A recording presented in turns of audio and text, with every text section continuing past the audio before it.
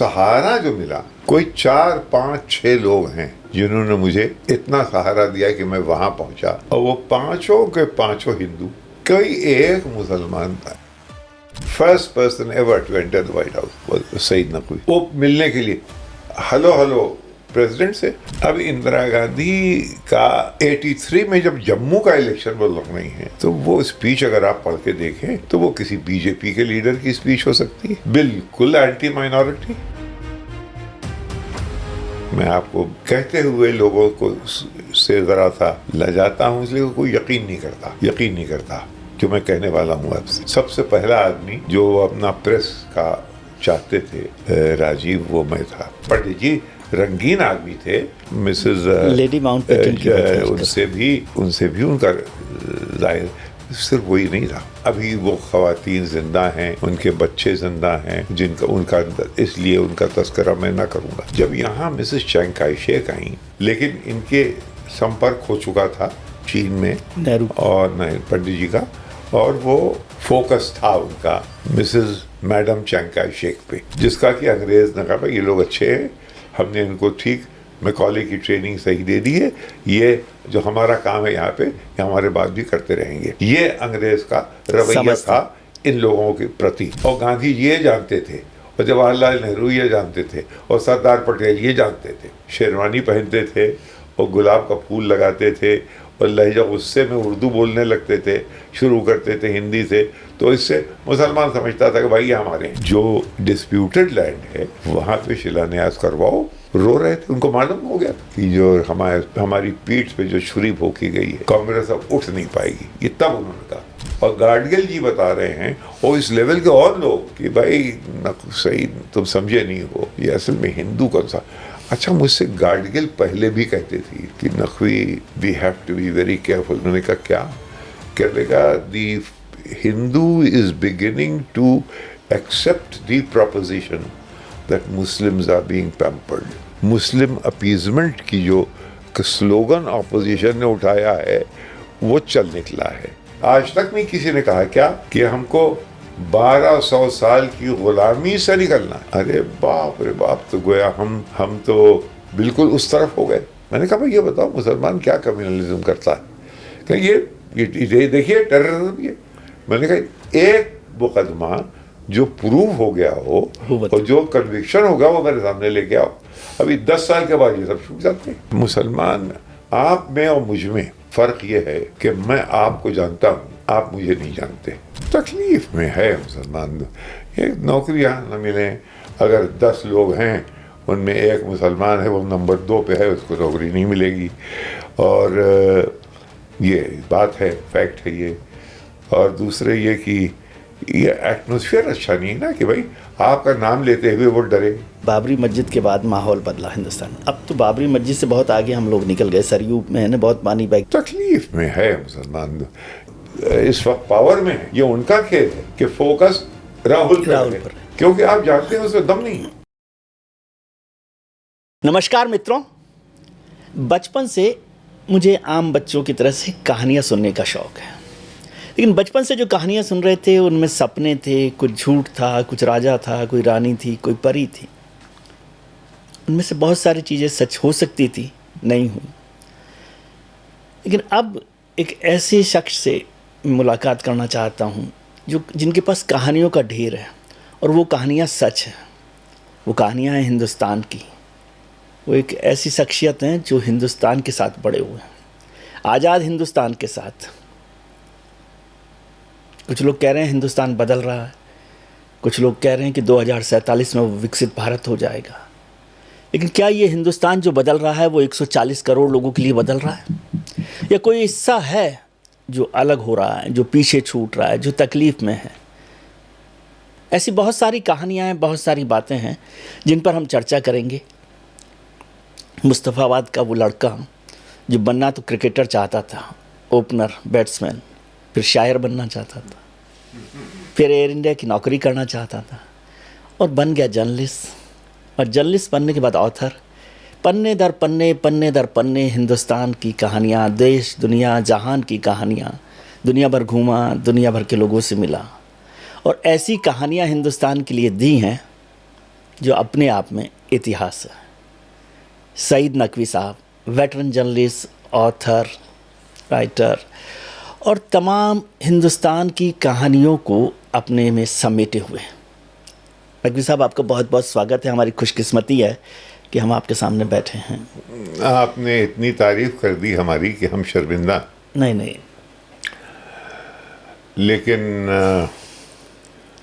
ये है कि हम हैं किसी हद तक खुशकिस्मत रहे, और जो खुशकिस्मत का दौर था खुशकिस्मती का, वो बहुत सुहाना था, बहुत अच्छा था। क्या देश था। लेकिन ये पास्ट टेंस में कहते हुए ज़रा सी तकलीफ भी हो रही है, और है, लेकिन सच्चाई ये भी है, लेकिन बादल ये हमेशा ही तो काले न रहेंगे। क्या बात। ये जब मैं अपने बस्ती से निकला, छोटा था, बहुत छोटा था, तो शुरू में साहब बड़ी भारी समस्या ये थी। अब देखिए, मैं 60 साल से जर्नलिज्म कर रहा हूँ, तो इसलिए आप ये मेरा बचपना सोच लीजिए कब होगा। और कुछ ये जो आजकल जो बातें हैं, तो इनका कोई तस्करा तो था नहीं। जो डिविसिव बातें हैं, जो हमें आपको डिवाइड करती हैं, वो बिल्कुल ही नहीं थी, इतना सा नहीं था। और मुस्तफाबाद जो था वो रायबरेली से 20 किलोमीटर दूर था, और रायबरेली लखनऊ से 60 किलोमीटर पे था। तो लखनऊ में जब गए, स्कूल पढ़ा, वहाँ भी ये सब ना देखा भाई, ये स्कूल की दौर में रहा। बल्कि हमें अगर हम सोचें तो ये बहुत क्लीशे हो गया है कि साहब वो हिंदू मुस्लिम एक साथ रहते थे, वो ईद में आते थे, हम उसमें जाते थे, क्लीशे है। अरे भाई, इस बात का एहसास ही नहीं था, हम अलग हैं वो अलग हैं। विनोद मेहता जो एडिटर हुए यहाँ, वो हमारे स्कूल में थे, हमारी कक्षा में थे, और कभी इस बात का अंदाजा, वो रेफ्यूजी आए थे, वो भी शायद भूल चुका था ये। हम जहाँ थे वहीं रहे, और दोनों की जिंदगियों में इंटरेक्शन कैसा रहा, बाद में सोचने वाली बात है। लखनऊ साहब ऐसा शहर था कि एक तो इतना बड़ा दिल उसका, सबको समोले अपने अंदर। आजकल ये चला हुआ ना कि ये बिहारी है, और ये उत्तर पूर्ववंशी है, ये यहाँ का है, ये वहाँ का है। वहाँ साहब ये कि to be a doctor you have to be a Bengali first. अब लखनऊ में ये कहावत चल गई, क्यों? कि भाई पहले MBBS कलकत्ता, वहीं वो अंपायर वहीं सेट हुआ था, और वहीं से आते थे बंगाली, बनर्जी, चैटर्जी, तो बड़ी खुशी कि भाई सब बंगाली। लखनऊ यूनिवर्सिटी के अंदर जो इंटेलेक्चुअल कोर था, राधा कुमुद मुखर्जी, राधा कमल मुखर्जी, वो ये थे कोई, और सब बंगालियों की इज्जत करते थे, मजाक करते थे। बात बंगाली की सुन, बंगालनों के बाल देख। तो इस तरह के मजाक भी होते थे। और ये साहब कह रहे, साहब ये मद्रासी, अच्छा मद्रासी जो विंध्या के नीचे हैं, बड़े ज़हीन होते हैं, बड़े गहरे होते हैं। अरे यार, ये लोग तो वेद याद रखते हैं। तो कैसे मालूम आपको? क्योंकि वहाँ पे सारी ब्यूरोक्रेसी जो आई थी, ICS वाली, वो और उसके बाद IAS वाले, हाँ। सब, तो वो भी, उनके अंदर भी कोई भेदभाव नहीं थी। और वो वी शंकर, जो कि आखिर में मुरारजी देसाई के प्रिंसिपल सेक्रेटरी हुए, वी शंकर लखनऊ के उर्दू शायर हैदर अली आतिश उस पे एक्सपर्ट थे। वी शंकर साहब। बताइए, तो उनसे बात करिए, उस बहुत जानते थे। और उनसे मेरे भी साउथ में देर तक यह चीज़ रही, क्योंकि जब मेरी ज़िंदगी में ऐसा भी हुआ कि मैं सदर्न एडिशंस का इंडियन एक्सप्रेस के एडिटर बना के भेज दिया गया।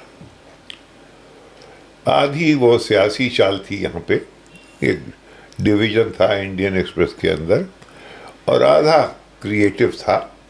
रामनाथ गोयनका बड़े हमारे बहुत ही इतना बड़ा मेरे ख्याल में मीडिया मुगल हिंदुस्तान में तो हुआ नहीं है। बहुत उदार दिल के, बहुत छोटे दिल के, बहुत मोहब्बती, बहुत नफरती, बहुत मासूम, बहुत चतुर।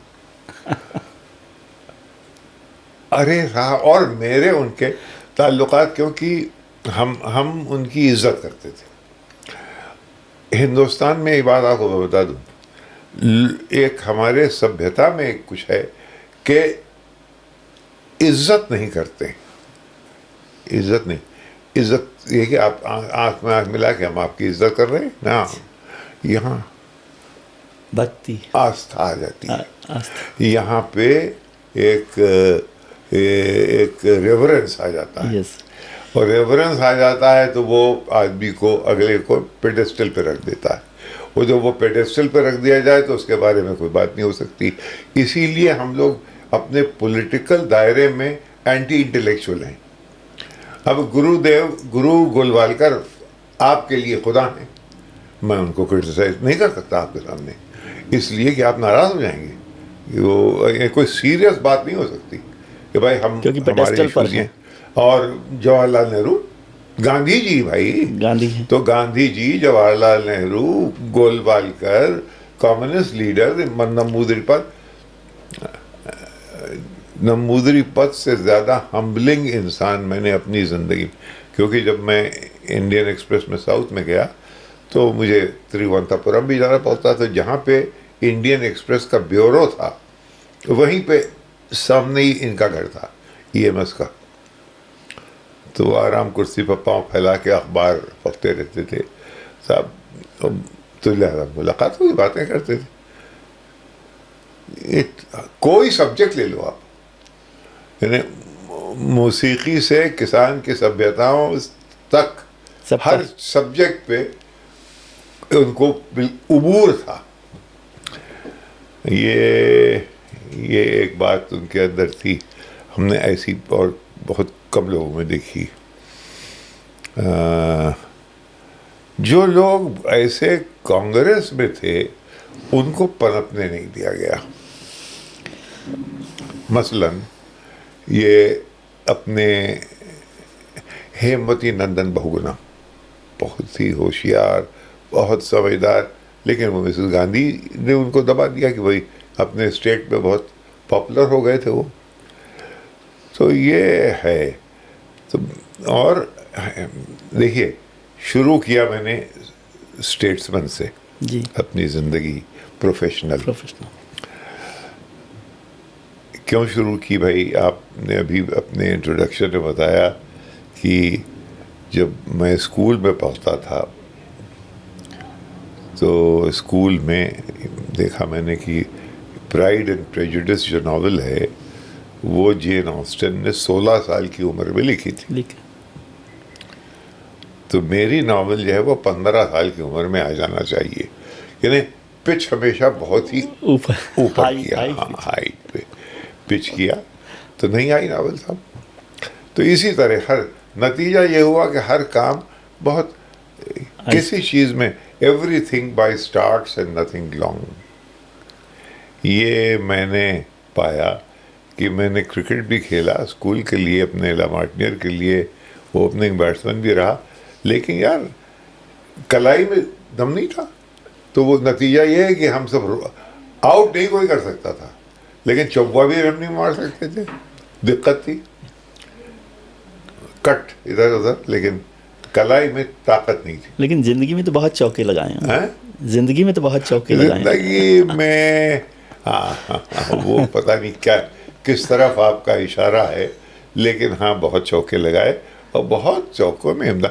एक सबसे बड़ी चीज़ जो आज के लोगों को मालूम होना चाहिए कि मैं जब जर्नलिज्म में आया, देखिए हर एक जगह ज़रा सा सहारे की ज़रूरत होती है, कोई ना कोई सहारा देता है, कोई नेटवर्क होता है। ब्राह्मण नेटवर्क है, कायस नेटवर्क है, ठाकुर नेटवर्क करके, आजकल दलित नेटवर्क है, पिछला नेटवर्क है। मियाँ का कोई नेटवर्क यहाँ था नहीं दिल्ली में, जानता ही नहीं था। ये तो अब जाना हूँ, लिहाजा मैं आपको बता रहा हूँ, जब आया था तो नहीं मालूम। तो सहारा जो मिला, कोई 4, 5, 6 लोग हैं जिन्होंने मुझे इतना सहारा दिया कि मैं वहां पहुंचा और वहां आगे पहुंचा और बढ़ते वहां गए। पहुंचा। और वो पांचों के पांचों हिंदू, कोई एक मुसलमान था। उसकी वजह थी क्योंकि मुसलमान एक तो इस पोजीशन में नहीं थे कि वो आपको फेवर कर सकें पार्टीशन के आगे बाद, बढ़ गया। बिल्कुल फौरन बाद। और दूसरे वो जो कि इस पोजीशन में थे भी, वो ज़रा कतराते थे कुछ करने के लिए कि उनकी सेकुलरिज्म के ऊपर शक आ जाएगा, तो वो कुछ नहीं करते थे। हमें किसी की ज़रूरत नहीं पड़ी। और ये किताब शुरू में हमारे प्राण चोपड़ा हमारे रेजिडेंट एडिटर थे, कुलदीप नायर थे, एबेल कोतरू अभी हाल में इंतकाल हुआ था, उसने हमारा हम यानी जैसे कोई उंगली पकड़ के फीचर राइटिंग सिखाता है, कोतरू ने मुझे सिखाई। कुलदीप नायर ने तो ऐसा मुझे प्यार दिया और ऐसे ऐसे असाइनमेंट्स दिए, चुन चुन के मुझे दिए। कैसे असाइनमेंट्स? बादशाह खान आए हैं हिंदुस्तान, जेपी ने टेलीफोन किया इनको कि भाई कोई एक अपना होनहार रिपोर्टर हमें दे दो, तो उसको हम चाहते हैं कि बादशाह खान का प्रेस एडवाइज़र बन जाए। तो बहुत से थे। अगर जो आज कल प्रेजुडिसेस मैं देखता हूँ ये कहीं ऑपरेट करते, तो वो मेरा नाम काहे को देते?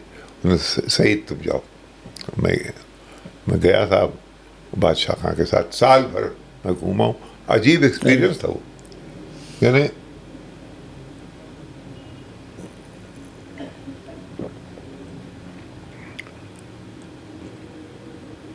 वो साल भर में हर जगह गए और मैं उनके साथ साथ एक इंटेलिजेंस ब्यूरो का डायरेक्टर लेवल का, वो उनका ऑर्डरली बना था, चौधरी नाम था, बहुत अच्छा आदमी था।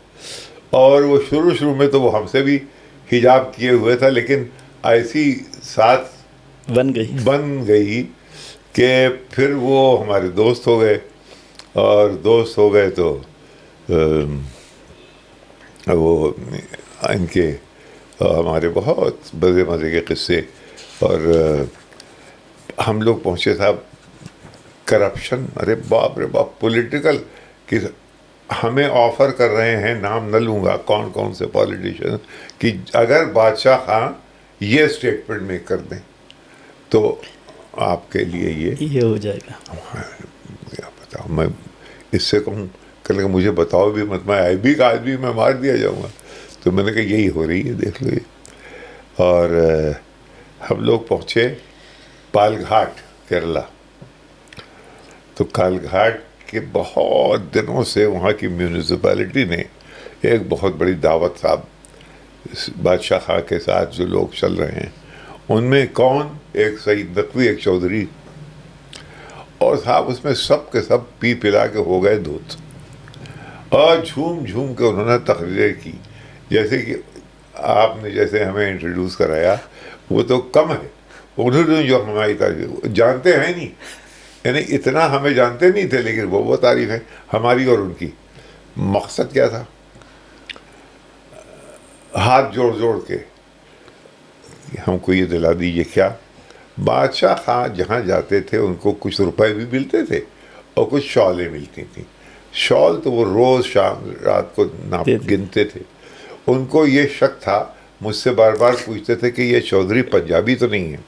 मैंने कहा ये फिर समझ में नहीं आती, ये पंजाबी पे इनको क्या फिक्सेशन है। बाद में पता चला कि साहब वो पठान और पंजाबी की बड़ी पुरानी रंजिश है। हाँ, वो अभी तक चल रही है। इमरान खान जो जेल में पड़ा हुआ है वो भी वही है, समझे? तो ये वही बिल्कुल रंजिश है। तो ये पंजाबी, मैंने कहा कि नहीं, मेरे तो यूपी का मालूम होता है। मैं समझा कुछ कैश है इसमें, क्योंकि उनको ये था कि ये शाले मार ना दे कहीं मेरी। और तो उनके जो रुपए थे वो पालघाट म्यूनिसिपैलिटी वाले कह रहे थे इसमें से हमको 36 लाख रुपए की ज़रूरत है। और उन्होंने साहब एक इनको हार पहनाया और हमको, अरे उसने कहा भैया यहाँ से चलो, ये कहीं अखबार में आ गया तो मेरी नौकरी जाती रहेगी। तो वो हार पहने हुए भागा, गाड़ी में बैठ गया। कह लगे भैया ये कहाँ ले आए हो तुम हमें? हमने कहा हम क्या करें, दावत में ये लोग लगा रहे थे, जोर लगा रहे थे कि दावत है। इस तरह के किस्से बहुत थे। अच्छा, मिसेस गांधी ने पार्टी स्प्लिट की थी 1969 में। जो जिनको वो छाटना चाह रही थी, अतुल घोष बंगाल में, सीबी गुप्ता यूपी में और निजालिंगप्पा, ये जितने जो कांग्रेस ओ बनी, यस, तो ये कांग्रेस ओ, गांधीयंस, सोशलिस्ट्स, और इन्होंने सब ने एक वो जमूरा ढूंढा कि जो मिसेस गांधी के कैरिज्मा को न्यूट्रलाइज कर सके। क्योंकि मिसेस गांधी 1971 में दुर्गा बन के आई थी, बांग्लादेश बनाने के। 72 में शिमला समिट में, हालांकि उन्होंने 90,000 हमारे पास उनके प्रिजनर्स ऑफ वॉर थे, उनको दे के लिया क्या आपने? ये सवाल उठा बाद में कि आपको क्या दे गया भुट्टो? तो आप आंख से काजल चुरा ले गया, आपको पता भी 90,000 लोग अपने ले गया। और वो सवाल तो आज तक बना हुआ है। बहुत सारा सवाल आज इंदिरा जी को लेकर जब हमले की बात होती है तो इस सवाल को बार बार खड़ा किया जाता है। सवाल है, एक सवाल ये है कि ये वो था बड़ा चतुर, उसकी चतुराई का किस्सा मैं सुना दूं आपको जी। अच्छा, ये शिमला समिट की देखभाल मिनिस्ट्री ऑफ एक्सटर्नल अफेयर्स में, हालांकि वो वहाँ के नहीं थे, मिसेस गांधी के बहुत करीब थे, वो थे दुर्गा प्रसाद धर, डीपी धर। तो डीपी धर को उन्होंने बनाया पॉलिसी प्लानिंग चेयरमैन। वो पॉलिसी प्लानिंग चेयरमैन, मैं साहब उन दिनों बहुत यंग था, अब इमेजिन कर लिए 72 में क्या उम्र रही होगी। तो बुलाया इन्होंने मुझे और बुला के, भाई शिमला समिट हो रही है, हमारे चीफ ऑफ ब्यूरो हैं, हमारे पॉलिटिकल कॉरेस्पॉन्डेंट हैं, आप उनसे बात कीजिए। वो आप मुझे कॉन्फिडेंस में लेंगे तो एक तो ये कि मैं लिख नहीं पाऊंगा, और लिखूंगा तो उनसे लड़ाई होगी। न जाने क्या उनके दिमाग में थी। बाहर उन्होंने मुझे बुला के कुलदीप को टेलीफोन कर दिया, कुलदीप नैयर को, कि भाई कुलदीप, मैं चाहता हूं कि सईद नकवी हमारे साथ चले शिमला। अब देखिए, हायरार्कीज होती हैं, हायरार्कीज के अंदर जेलसीज होती हैं। Chief of bureau, political correspondent और ब्यूरो के लोग, हम ब्यूरो से बहुत, हम जूनियर रिपोर्टर थे भाई। उस वक्त आपने टेलीफोन कर दिया, इन्होंने कहा जाओ। अब मेरी सिचुएशन बड़ी ऑकवर्ड कि मैं वहाँ जाऊँ तो खुद अपने ही लोगों से छुपा फिरूँ, क्योंकि ये लोग तो मुझे यूँ देखें ये यहाँ क्या कर रहा है। बहरहाल, लेकिन एक और भी मेरे पास लिंक थी, वो थी, मैं स्टिंगर था संडे टाइम्स लंदन का।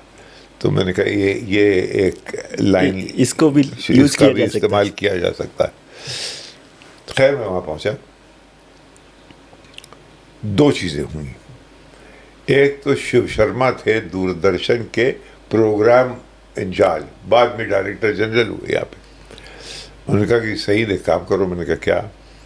कहने लगे ये जो आए हैं उन दिनों में प्रेसिडेंट था भुट्टो, ये जो प्रेसिडेंट साहब आए हैं पाकिस्तान से, उनकी बेटी भी सुनाई है यहाँ, बेनज़ीर। मैंने कहा हाँ है वो भी। तो उन दिनों में वो कोई 19-year-old under graduate from Oxford ये थी कि उनका इंटरव्यू कर डालो यार। मैंने कहा आप लोग वही सेटअप कर दीजिए, मैं कर दूंगा।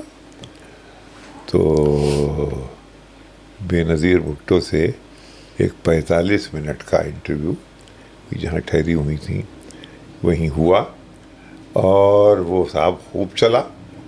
लेकिन उसको अफसोस के साथ ये मैं बयान करना चाहता हूँ कि आज क्योंकि उन दिनों में दूरदर्शन ही के पास ये कैमरे थे, आप तो खुशकिस्मत हैं, ये कैमरामैन आपके हैं। उन दिनों में एक नहीं था, सिर्फ दूरदर्शन। तो दूरदर्शन के कैमरामैन थे, दूरदर्शन की दुहाई थी, दूरदर्शन की बादशाही थी, और दूरदर्शन ही के पास वो रह गया। कैसेट था। वो आज तक नहीं मिला नहीं, वो कहीं गायब हो गया आर्काइव्स में। अभी बताइए क्या उसकी कीमत होती कि बेनज़ीर भुट्टो पर क्या क्या नहीं बनी। हाँ। और वो as an 18-year-old 45 minute interview गायब हो गया। ब्रिजेंस्की जब बने जिमी कार्टर के, प्रेसिडेंट कार्टर के नेशनल सिक्योरिटी एडवाइज़र, तो उनसे मैंने white house, first Indian in the White house, इसमें भी कोई सारी मदद अहले हनूद, जिनको कि हिंदू कहते हैं, किसी ने ये नहीं कि भाई नकवी को आगे बढ़ा दो। बिल्कुल मुझे सबसे आगे बढ़ाया गया। First person ever to enter the White House was Saeed Naqvi. वो मिलने के लिए हेलो प्रेसिडेंट से इंटरव्यू ज़्बिग्नेव ब्रेज़िन्स्की से। उसकी भी बड़ी कहानी है, अगर आप पूछेंगे तो बताऊंगा, बड़े मज़े की कहानी हो। सर आपने तो बहुत बड़ी बड़ी जो शख्सियत हैं, ग्लोबल पर्सनैलिटीज़ हैं, उनके इंटरव्यूज़ किए हैं। लेकिन एक सवाल, जब अभी आपने शिमला समझौते की बात की, शिमला समझौते की बात की, तो उसको थोड़ा सा हम बात करते हैं। आपको लगता है कि शिमला समझौता ठीक हुआ, जिसको लेकर आज भी चर्चा हो रही है? आपने 90,000 POW की तो बात की। भाई उस वक्त जो एक तो ये सब हमारे कश्मीरी पंडितों की रो थी। डीपी धर, इंदिरा गांधी, डीपी धर, PN हक्सर, PN धर, TN कॉल, सब लोग ये यहाँ से वहाँ तक थे। एक उसमें कभी कभी घुस जाते थे SK सिंह, वो थे डायरेक्टर एक्सटर्नल पब्लिसिटी, डायरेक्टर थे, JS नहीं थे, जॉइंट सेक्रेटरी नहीं थे, वो बाद में हुए, JS के बाद में हुए। उस बीच में मेरे पास आए खालिद हसन थे भुट्टो के प्रेस सेक्रेटरी। कहने लगे Saeed, this is a plant for peace. मैंने कहा प्लांट फॉर पीस क्या होता है? उनका कि भाई ये अगर तुम ये कल हमारे लीडर जो हैं उनकी फाइनल प्रेस कॉन्फ्रेंस है, तुमने देखा यहाँ कोई 1000 विदेशी जर्नलिस्ट यहाँ आया हुआ है, ये सब उससे सवालात करेंगे।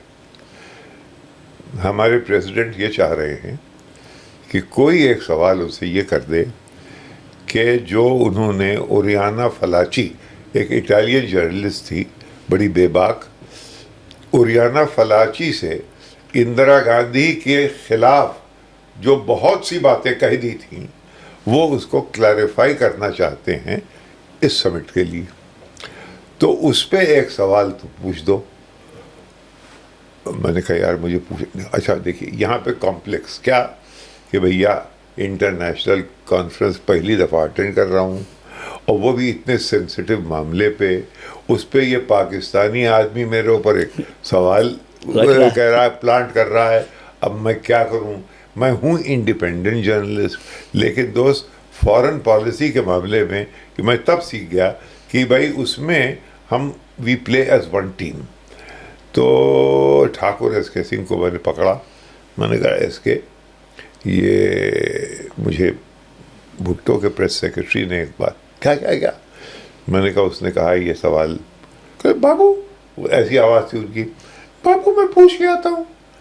तो वो पूछने चले गए, इंदिरा गांधी की टीम वगैरह थे, 1 घंटे भर के बाद वापस आए, पूछो पूछो। अच्छा था, अब मुझे जान में जान आई कि सवाल इंटरनेशनल कॉन्फ्रेंस में पहला सवाल सईद नकवी पूछने वाले हैं, उसके लिए जनाब उन्होंने मुंह दांत के बीच में मुलेठी रखी, ये लौंग खाई कि भाई गला साफ रहे और नर्वस ना हो जाऊं। तो वो सवाल एक इतना सा 2 सेंटेंसेस वो भी लिखे कि भाई ये कहीं हिचकिचा ना जाऊं। साहब गला वाला साफ करके पूरा हाल खचाखच भरा हुआ। वो साहब आदमी था परफॉर्मर, कौन भुट्टो, एक प्लेटफॉर्म पे बैठा, ना दाएं कोई उसका एडवाइजर ना बाएं एडवाइजर, अकेला है और सबके धड़ाधड़ जवाब दे रहा था। Very clever fellow, very clever. तो अब मैंने कहा मेरा मौका आएगा। एक अमेरिकन जर्नलिस्ट ने कोई सवाल किया किसी इशू पे, शिमला समिट की। आप बोलते हैं president of Pakistan, next you will ask me about Oriana Fallaci. अपने ही, well I want to clarify that. अब मैं क्या करूं, मेरा सवाल खत्म। मैं क्या करूं भैया, मेरी तो न दम अंदर निकले ना बाहर। तो हमने कहा भैया अब क्या करें, तो गोया हवा। लेकिन उससे मैं एक बात सीखा, उस पूरी प्रेस कॉन्फ्रेंस में लोग ये समझ रहे हों कि वो सवाल कर रहे हैं और वो जवाब दे रहा है, हुआ दरअसल ये कि उसके दिमाग में एक स्क्रिप्ट थी, पूरी स्क्रिप्ट थी। वो सवालों का बहाना लेकर उसको स्क्रिप्ट उनको छड़ी समझकर उनको लेके आगे पहुंच जाता था, वो अपनी बात कहना चाहता। ये बाद में मेरे समझ में आया, लगता ऐसा था कि वो आपके जवाब दे और दरअसल वो अपनी बात कह रहा था, स्क्रिप्टेड। तो ये मैंने ऐसा ऑपरेटर प्रेस कॉन्फ्रेंस में कम देखा है कि जो वो थे। अब रही बात, देखिए वो ज़माना ऐसा था कि बांग्लादेश बन गया था, अगर आपको याद हो, अमेरिकन 7th फ्लीट आ गई थी। उनको डर ये था कि कहीं ये लोग और आगे न बढ़ जाएं। अच्छा, आगे बढ़ने की एक कहानी मैं आपको बताता हूँ, इस जरा सा हट के। अच्छा खासा फीचर राइटर था, रिपोर्टर था, और मुझे कायदे से बांग्लादेश जाना चाहिए था। मैं बड़े हक्का बक्का कि ये मुझे बांग्लादेश नहीं भेज रहे हैं। क्यों? और स्पॉइल्ड था, अच्छे हरी हरी मिलती थी, हरी हरी खाई थी, तो हरी क्यों नहीं मिल रही? बाद में पता चला कि हमारे एडिटरों ने ये तय किया कि सईद को अगर बांग्लादेश भेजेंगे तो ये पंजाबी मुस्लिम समझ के समझा जाएगा और कहीं मार न दिया गड़बड़ हो जाएगा, कहीं मार न दिया जाए। तो लिहाजा उनकी तरफ से ये वजह थी, लेकिन ये कि इससे इसको अलग भी नहीं रख सकते थे, तो हमको उन्होंने भेजा छम सेक्टर। तो छम सेक्टर में हम बस पे बैठ के राम मोहन राव, जो कि बाद में चीफ इंफॉर्मेशन PI बने, और इसके प्रकाश के ससुर, और उसकी लड़की भी है यहाँ आजकल इसमें बहुत ही। तो वो मेजर थे और वो जनाब लेके हमारी बस चले। हम लोग बहुत उसके अंदर मोआना ट्रिगैस्किस, जैक्सन था गार्डियन का, हम लोग सब आगे चले शम की तरफ। और अच्छा, मुझे असलहे के बारे में कुछ नहीं पता था। मुझे ये नहीं मालूम था कि एक गन क्या होती है। अब जा रहे हैं साहब, वॉर कॉरेस्पॉन्डेंट है। ये मोआना ट्रिगैस्किस, मोआना का मियाँ बड़े सस्पिशियस सर्कमस्टेंसेस में मर गया था होनोलुलु की बीच पे। ये लोग वहीं रहते थे और वो था रिचर्ड ट्रिगैस्किस, जो कि 4 स्टार जनरल रैंक से वॉर को कवर करता था। 2 थे, एक तो अर्नी पाइल बहुत मशहूर था, जिसने सेकेंड वर्ल्ड वॉर में बहुत नाम कमाया, अमेरिकन जर्नलिस्ट, और दूसरे ये रिचर्ड ट्रिगैस्किस। ये उनकी बेवा थी, वो मर गए थे। बहुत सस्पिशियस था मामला वो भी। तो ये सब असलहे जानती थी। तो ये बड़ी हैरत की है। अब जब सोचता हूँ तो इंटेलिजेंस कहाँ होती है और कैसे होती है, उन दिनों में नहीं जानता था। मैं मासूम था, वो थी उसी की। वरना जो ज्ञान उसको था इन चीज़ों का, वो ज़रूरत से ज़्यादा था। लिहाजा हम उससे चिपक गए। ऐसे चिपके कि ट्रेंच में हम दोनों एक जगह, और मोहन राव ने हम लोगों को देखा वहाँ बैठे हुए, उसने उस पर कहानियाँ गढ़ी साहब। अरे नकवी साहब तो ये वहाँ कर रहे हैं, कहाँ ये नई कहानी लिख रहे हैं, ये नई कहानी लिख रहे हैं, कविता लिख रहे हैं। वहाँ तो उनसे कहानी मांगी गई, वो कविता लिख रहे हैं। तो जाते वक्त इसे कहते हैं परोकियलिज्म, जो कि बड़ी खूबसूरत चीज़ है कि जब होती है इस तरह से, जैसे मैं बताने वाला हूँ। ब्लैकआउट हो गया अम्बाला में। अम्बाला में रेलवे स्टेशन के बाहर बस खड़ी कर दी गई। एकदम से आवाज़ सुनी, भैया टिकस कहाँ मिलत है। अब ब्लैकआउट, जंग, उसमें हमने कहा ये हमारी तरफ का ये कौन फंसा हुआ। मैं गाड़ी से उतर गया, मैंने उसका हाथ पकड़ा, मैंने कहा कहाँ जाना है। कि भैया हमका तो वहाँ जाए का है, अब हमारे पास, अब हमको समझ नहीं पा रहे हैं हमका टिकट कहाँ मिली है।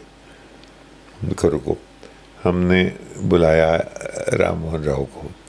हमने कहा मेजर साहब, इसको अगर आप अपने किसी से कह के गाड़ी पे नहीं बिठाएंगे तो मैं जाऊंगा नहीं आपके साथ। ये बिल्कुल भटका हुआ है, तो इसको आप गाड़ी पे बिठवा दिए। उसने किसी को ऑर्डर किया कि वहीं फौज के किसी को, उसने इनको गाड़ी पे। तो मैं परोकियलिज्म का एक किस्सा याद की, भैया टिकस कहाँ मिला। अरे मेरा दिल पसीज गया। मैंने कहा ये कहाँ मरा आके। ये जो रिश्ता है ये था। उसमें हिंदू मुस्लिम जो आजकल निकला है वो कभी नहीं।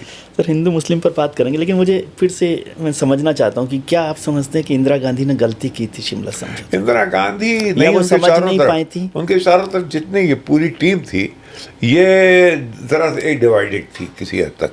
उसमें यह था कि अब हमने बांग्लादेश ले लिया है, बांग्लादेश और गोया उसी में ज़्यादा वो बहुत बड़ा काम हो गया, ऐसा समझते बहुत बड़ा काम हो गया है।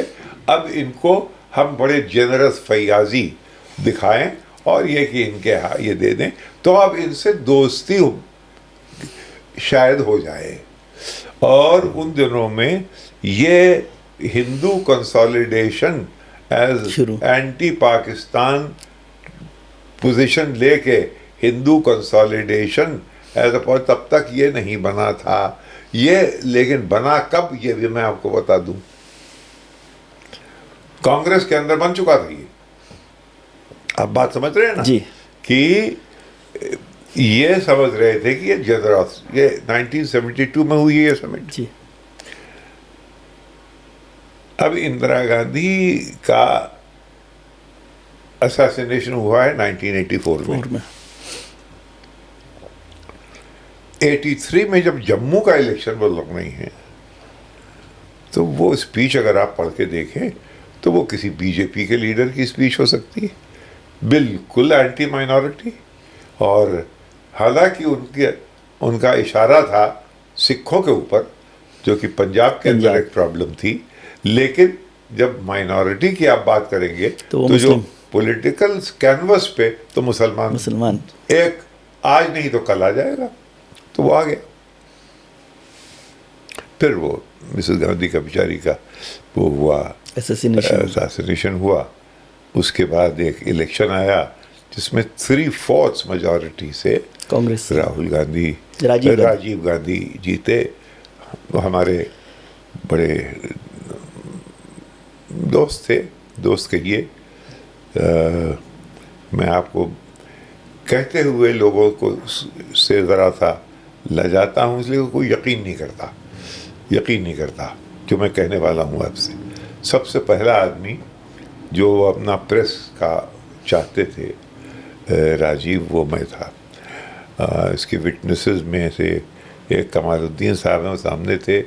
एक गोपी अरोड़ा थे क्योंकि उनके प्रिंसिपल सेक्रेटरी बने, वो थे। और एक रोनन सेन हैं, रोनन सेन को याद होगा। ये 3-4 लोग थे। तो मैं दौड़ के गया गोपी के पास। मैंने कहा भैया, मैं तो मुझे जानते हो किस तरह का मैं आदमी हूँ, तुम समझते हो सवेरे 6 बजे से मैं कॉल लूँगा रिपोर्टरों की और कहूँगा भाई आज की पॉलिसी ये है, आज ये है, उनका प्रोग्राम ये है, ढिमका। भैया मैं तुम्हारे लिए भी बेहतर रहूँगा बाहर ही। इसलिए हमको लोग कहते हैं साहब कि ये झूठ है। ये कभी एक प्राइम मिनिस्टर की, अरे साहब वो छोड़ सकता है? ऐसी तबीयत थी कुछ। तबीयत में एक जिसको कहते हैं बेनियाजी, एक गदाई, एक फ़कीरी, ये थी। ये हमेशा से थी। ये शायद हमें घर ही से मिली थी कि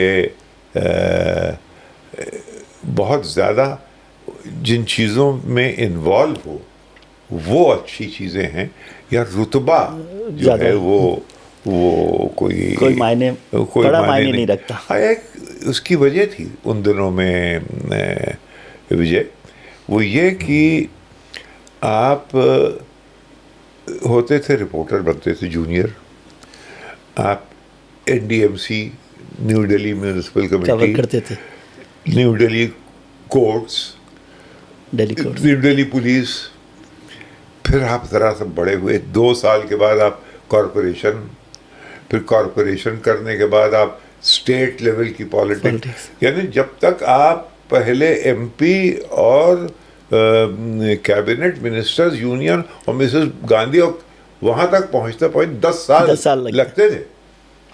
पापड़ बेलने पड़ते थे, तब कहीं जाके आप वहाँ पहुँचते थे। नतीजा ये होता था कि तब तक पहुँचते पहुँचते you had developed a very elegant indifference to the nodal points of power. Yes, that's the big. यानी वो कुछ हो, हम पत्रकार हैं, वो हमारी इसीलिए इज्जत करते थे। दौलत बहुत कम थी, तनख्वाहें बहुत कम थी, समझे। और करप्शन भी अगर होता था तो यही था, क्या नाम था उसका, उसके ब्रह्म प्रकाश के साथ का एक कॉरपोरेटर था, मैं नाम भूल रहा हूँ, उसका एक पेट्रोल पंप हुआ करता था इस पे सरदार पटेल रोड पे। तो हमारे पास गाड़ी थी। अच्छा, गाड़ी तो लेके घूम रहे हैं, लेकिन उसको रिपेयर करने में पैसे बहुत लगते थे। नाम उसका आ जाएगा दिमाग में। तो अब इसको आप करप्शन कह लीजिए, तो इतने उसके हम गुनहगार हैं कि भैया हमारी गाड़ी, यार कहाँ गया नाम उसका, वो तो अगर ये किया 1000 रुपए का बिल है तो वो 400 रुपए में हो जाता था काम हमारा। हम थे और हमारे एक और दोस्त थे RC रामचंद्र, वो भी रिपोर्टर थे। हम दोनों ने अपनी गाड़ियाँ जो चलाई वो उसमें इसका नाम आ जाएगा कभी, ब्रह्म प्रकाश का खास आदमी था वो कॉरपोरेशन के अंदर। सर, आप जो बात बार बार कर रहे हैं कि ये दिन और वो दिन, एक बड़ा अजीब सा लगेगा सुनने में हम लोगों को कि जिस ज़माने की आप बात कर रहे हैं कि उस समय कुछ ऐसा नहीं था, क्लीशे नहीं था, ईद और होली और विनोद मेहता, सब जिक्र किया।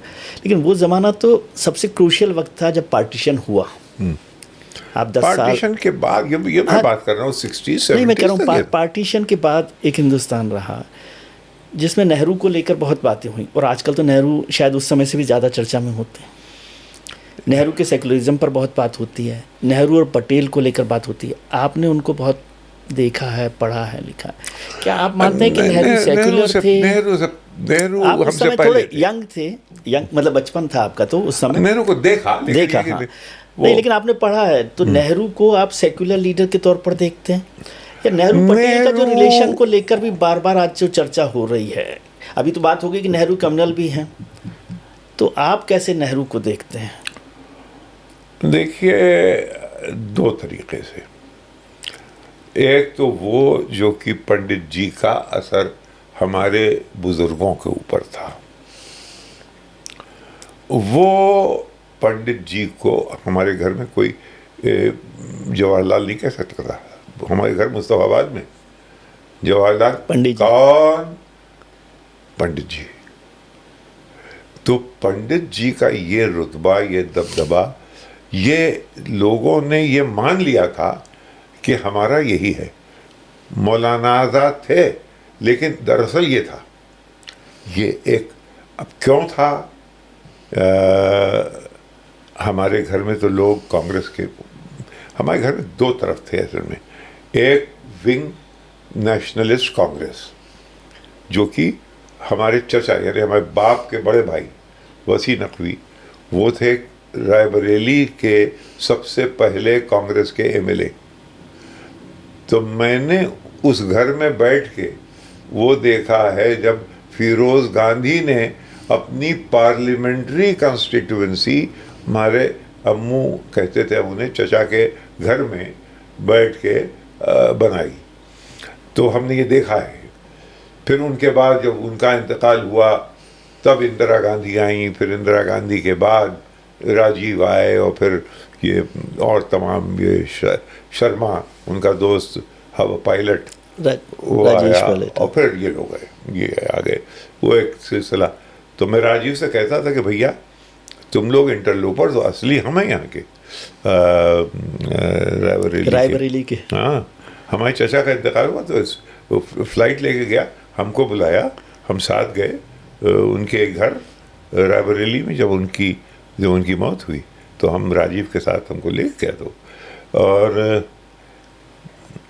राजीव भी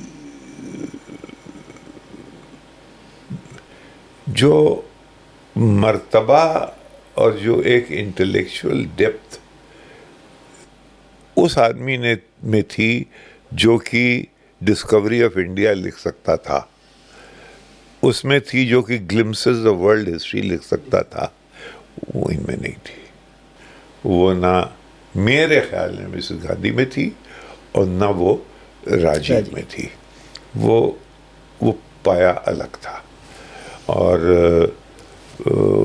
तो एक बात ये, दूसरी बात ईमानदारी की अगर मैं तुमसे कहूँ तो नेशनल मूवमेंट जो था वो गांधी जी का भी उसमें हाथ था। ये कि ये जो पीसफुल सत्याग्रह का जो लाइन लिया था उन्होंने, लाइन ली थी उन्होंने, उसमें ऐसा लगता था जैसे कि कोई स्ट्रगल नहीं हो रही है, बल्कि हम अपना गुड बिहेवियर अंग्रेज़ों को दिखा रहे हैं, और उस गुड बिहेवियर के एवज में वो हमको इसलिए कि दूसरी जंग के बाद अब उनमें इतना बूता नहीं रहा कि इतनी बड़ी कॉलोनी को वो संभाल सकें।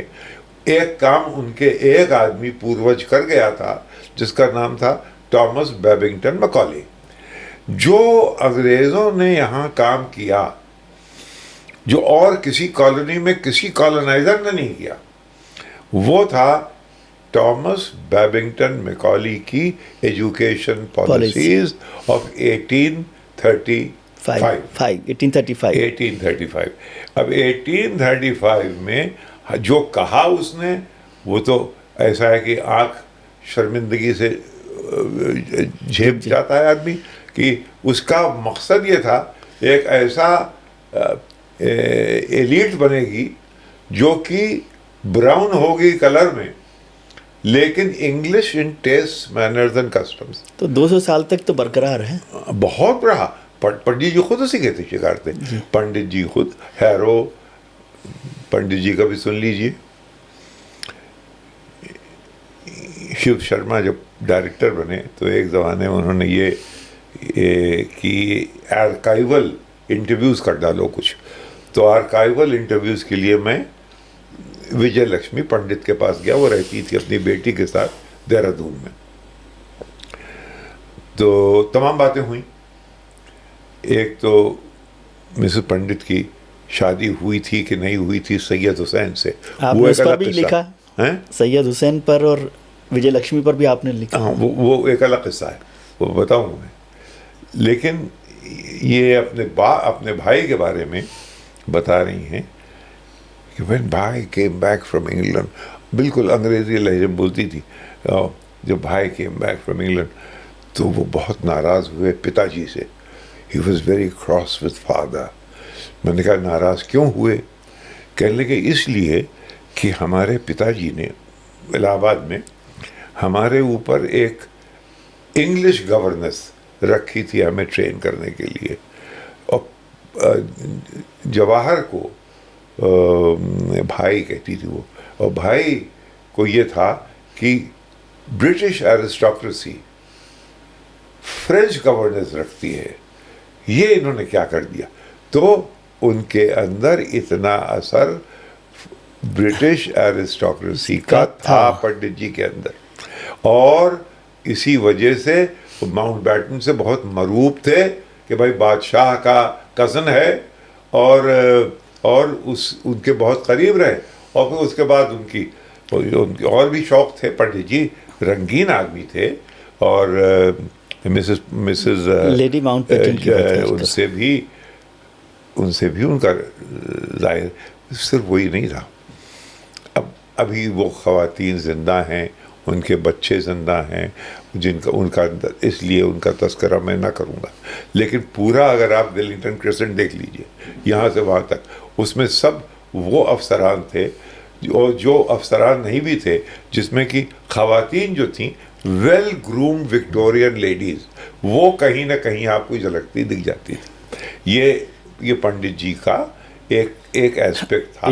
ये उनके जो कि गांधी जी, सरदार पटेल, ये राजेंद्र प्रसाद उससे बिल्कुल अलग था। उससे बिल्कुल अलग था।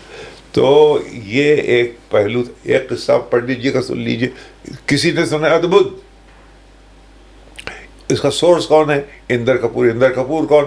पंडित जी के साथ 2 रिपोर्टर्स पीटीआई के थे, एक तो वत्स थे और एक इंदर कपूर थे। ये इंदर कपूर ने हमको और इसको हमारे और दोस्त हैं उनको ये किस्सा बताया था। वो क्या, जब यहाँ मिसेस चांग काई शेक आई, पंडित जी की के रंगीन मिजाजी, हम अवध के रहने वाले हैं, हम उसको कोई बेहुदा कलरिंग न दे पाएंगे। उनकी रंगीन मिजाजी थी दबी हुई थी। वो जो उनका पूरा एटमॉस्फेयर था जिसमें वो रहते थे, उसमें वो इस बात का एतराफ़ नहीं कर पाते थे, लेकिन थी। जब यहाँ मिसेस चांग काई शेक आई 1942 में आई, उससे पहले ये जा चुके थे चीन पंडित जी खुद, और मुलाकात हो गई थी। बहुत खूबसूरत थी, बहुत उम्दा अंग्रेज़ी बोलती थी और बहुत ही जिंदा दिल थी, शौकीन मिजाज थी। तो पंडित जी 1942 में जब आएंगे अपने शौहर के साथ आई थी, लेकिन इनके संपर्क हो चुका था चीन में और पंडित जी का, और वो इधर भी फोकस था उनका मिसेस मैडम चांग काई शेक पे। महावीर त्यागी बड़े नक चढ़े पंडित जी के बहुत खुले हुए थे, उनसे मजाक कर लेते थे, वैसे ही जैसे मैं रामनाथ गोयनका से मजाक कर लेता था। कोई नहीं करता था, मैं कर लेता था। तो सीन कट्स पंडित जी को स्ट्रोक हो चुका है, आखिरी होली है और वो अपने तीन मूर्ति हाउस के बरामदे में बैठे हुए हैं। लोग आके उनको तिलक लगा रहे हैं, थोड़ा सा गुलाल, और गले मिल के जा रहे हैं। वो बैठे हुए हैं क्योंकि वो होली होली खेलते थे, वहाँ पे ट्राइबल डांस होते थे, वो सब नहीं। उसमें ये आए महावीर त्यागी। कल का पंडित जी, अब आपने बहुत काम कर लिया, अब आप ऐसे ही बैठेंगे, आराम करेंगे। और ये उनके पास आए फाउंटेन पेन था, ये निकालिए, वो लेके अब हम लोग काम करेंगे, आप हमको डायरेक्ट करेंगे। ये कह के वो चले गए। थोड़ी देर के बाद पंडित जी ने इंदर कपूर को बुलाया कि इधर आओ, बाहर देखो, वो उसको तो जाने देना महावीर त्यागी को, तो उसको बुला लो, को मुझे पंडित जी बुला रहे हैं तुम्हें।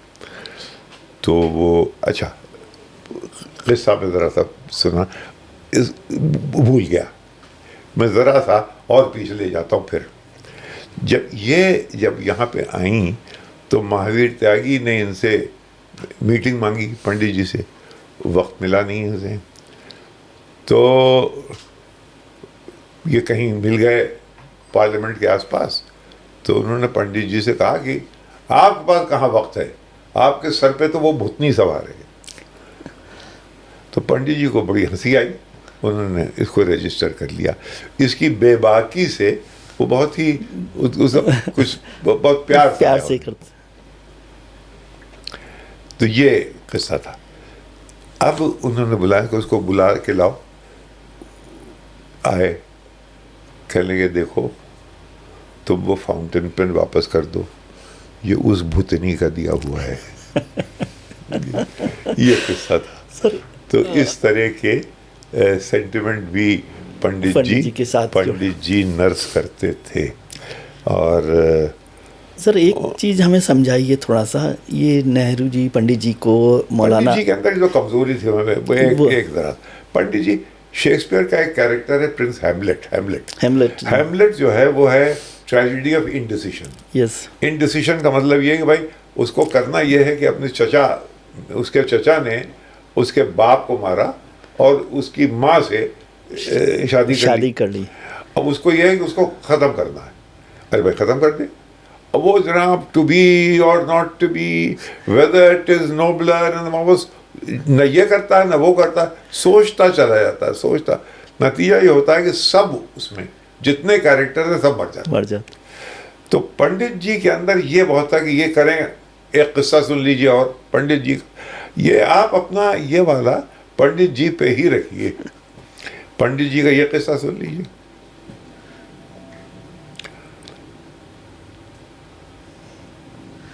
दे दी हमें आज़ादी बिना खट बिना ढाल, हम लोग ये गाते हैं। मैं इस नतीजे पे पहुंचा हूँ, न खट थी न ढाल थी, सही है, गुड बिहेवियर था, जिसका कि अंग्रेज़ ने कहा भाई ये लोग अच्छे हैं, हमने इनको ठीक मैकॉले की ट्रेनिंग सही दे दी है, ये जो हमारा काम है यहाँ पे, ये हमारे बाद भी करते रहेंगे। ये अंग्रेज़ का रवैया था इन लोगों के प्रति। और गांधी जी ये जानते थे, और जवाहरलाल नेहरू ये जानते थे, और सरदार पटेल ये जानते थे। नेवल म्यूटनी हुई 1946 में, बड़ा किस्सा है। नेवल म्यूटनी में ये हुआ, कोई जितने पोर्ट्स थे इनकी 78 शिप्स, सब में जो प्राइवेट जो सीमन थे जूनियर, सब ने स्ट्राइक कर दी। बम्बई में, कोचिन में, कराची में, सिंगापुर तक, तमाम जगह। अच्छा, आपको याद होना चाहिए कि अंग्रेज़ के यहाँ मिनिस्ट्री ऑफ डिफेंस से ज़्यादा अहम था एडमिरल्टी, क्योंकि वो नेवल पावर थी। नेवल पावर में पूरे 46 में यहाँ से वहाँ तक इतनी बड़ी म्यूटनी हो जाए, लीडर कौन थे उसके लीडर जनाब ऐसे डांगे, श्रीपत अमृत डांगे, जो कि सेक्रेटरी जनरल थे कम्युनिस्ट पार्टी ऑफ इंडिया के, बाद में प्रेसिडेंट हुए पार्टी के। और कांग्रेस की तरफ से अरुणा आसिफ अली, और जनाब ये फिल्म के बलराज साहनी, ये लोग लीडर बम्बई में, और इन लोगों ने पंडित जी को कांटेक्ट किया। पंडित जी समझे जाते थे left wing of the Congress. इन्होंने पंडित जी को कांटेक्ट किया कि देखिए ये इतनी बड़ी म्यूटनी हो गई है अंग्रेज़ों के खिलाफ, यहाँ खून खराबा हो रहा है बम्बई में, आप यहाँ आ जाइए। पंडित जी जाने, अब देखिए या तो पंडित जी पहुँच जाते, अब आ भी नहीं रहे हैं, उधर बता भी दिया है सरदार पटेल को, सरदार पटेल ने गांधी जी को बता दिया, गांधी जी से कह दिया कि देखिए ये वहाँ जाने वाला है, गांधी जी ने उसको रोका कि वहाँ मत जा। अब ये देखिए आप कि एक म्यूटनी हो रही है अंग्रेज़ों के खिलाफ इतनी बड़ी।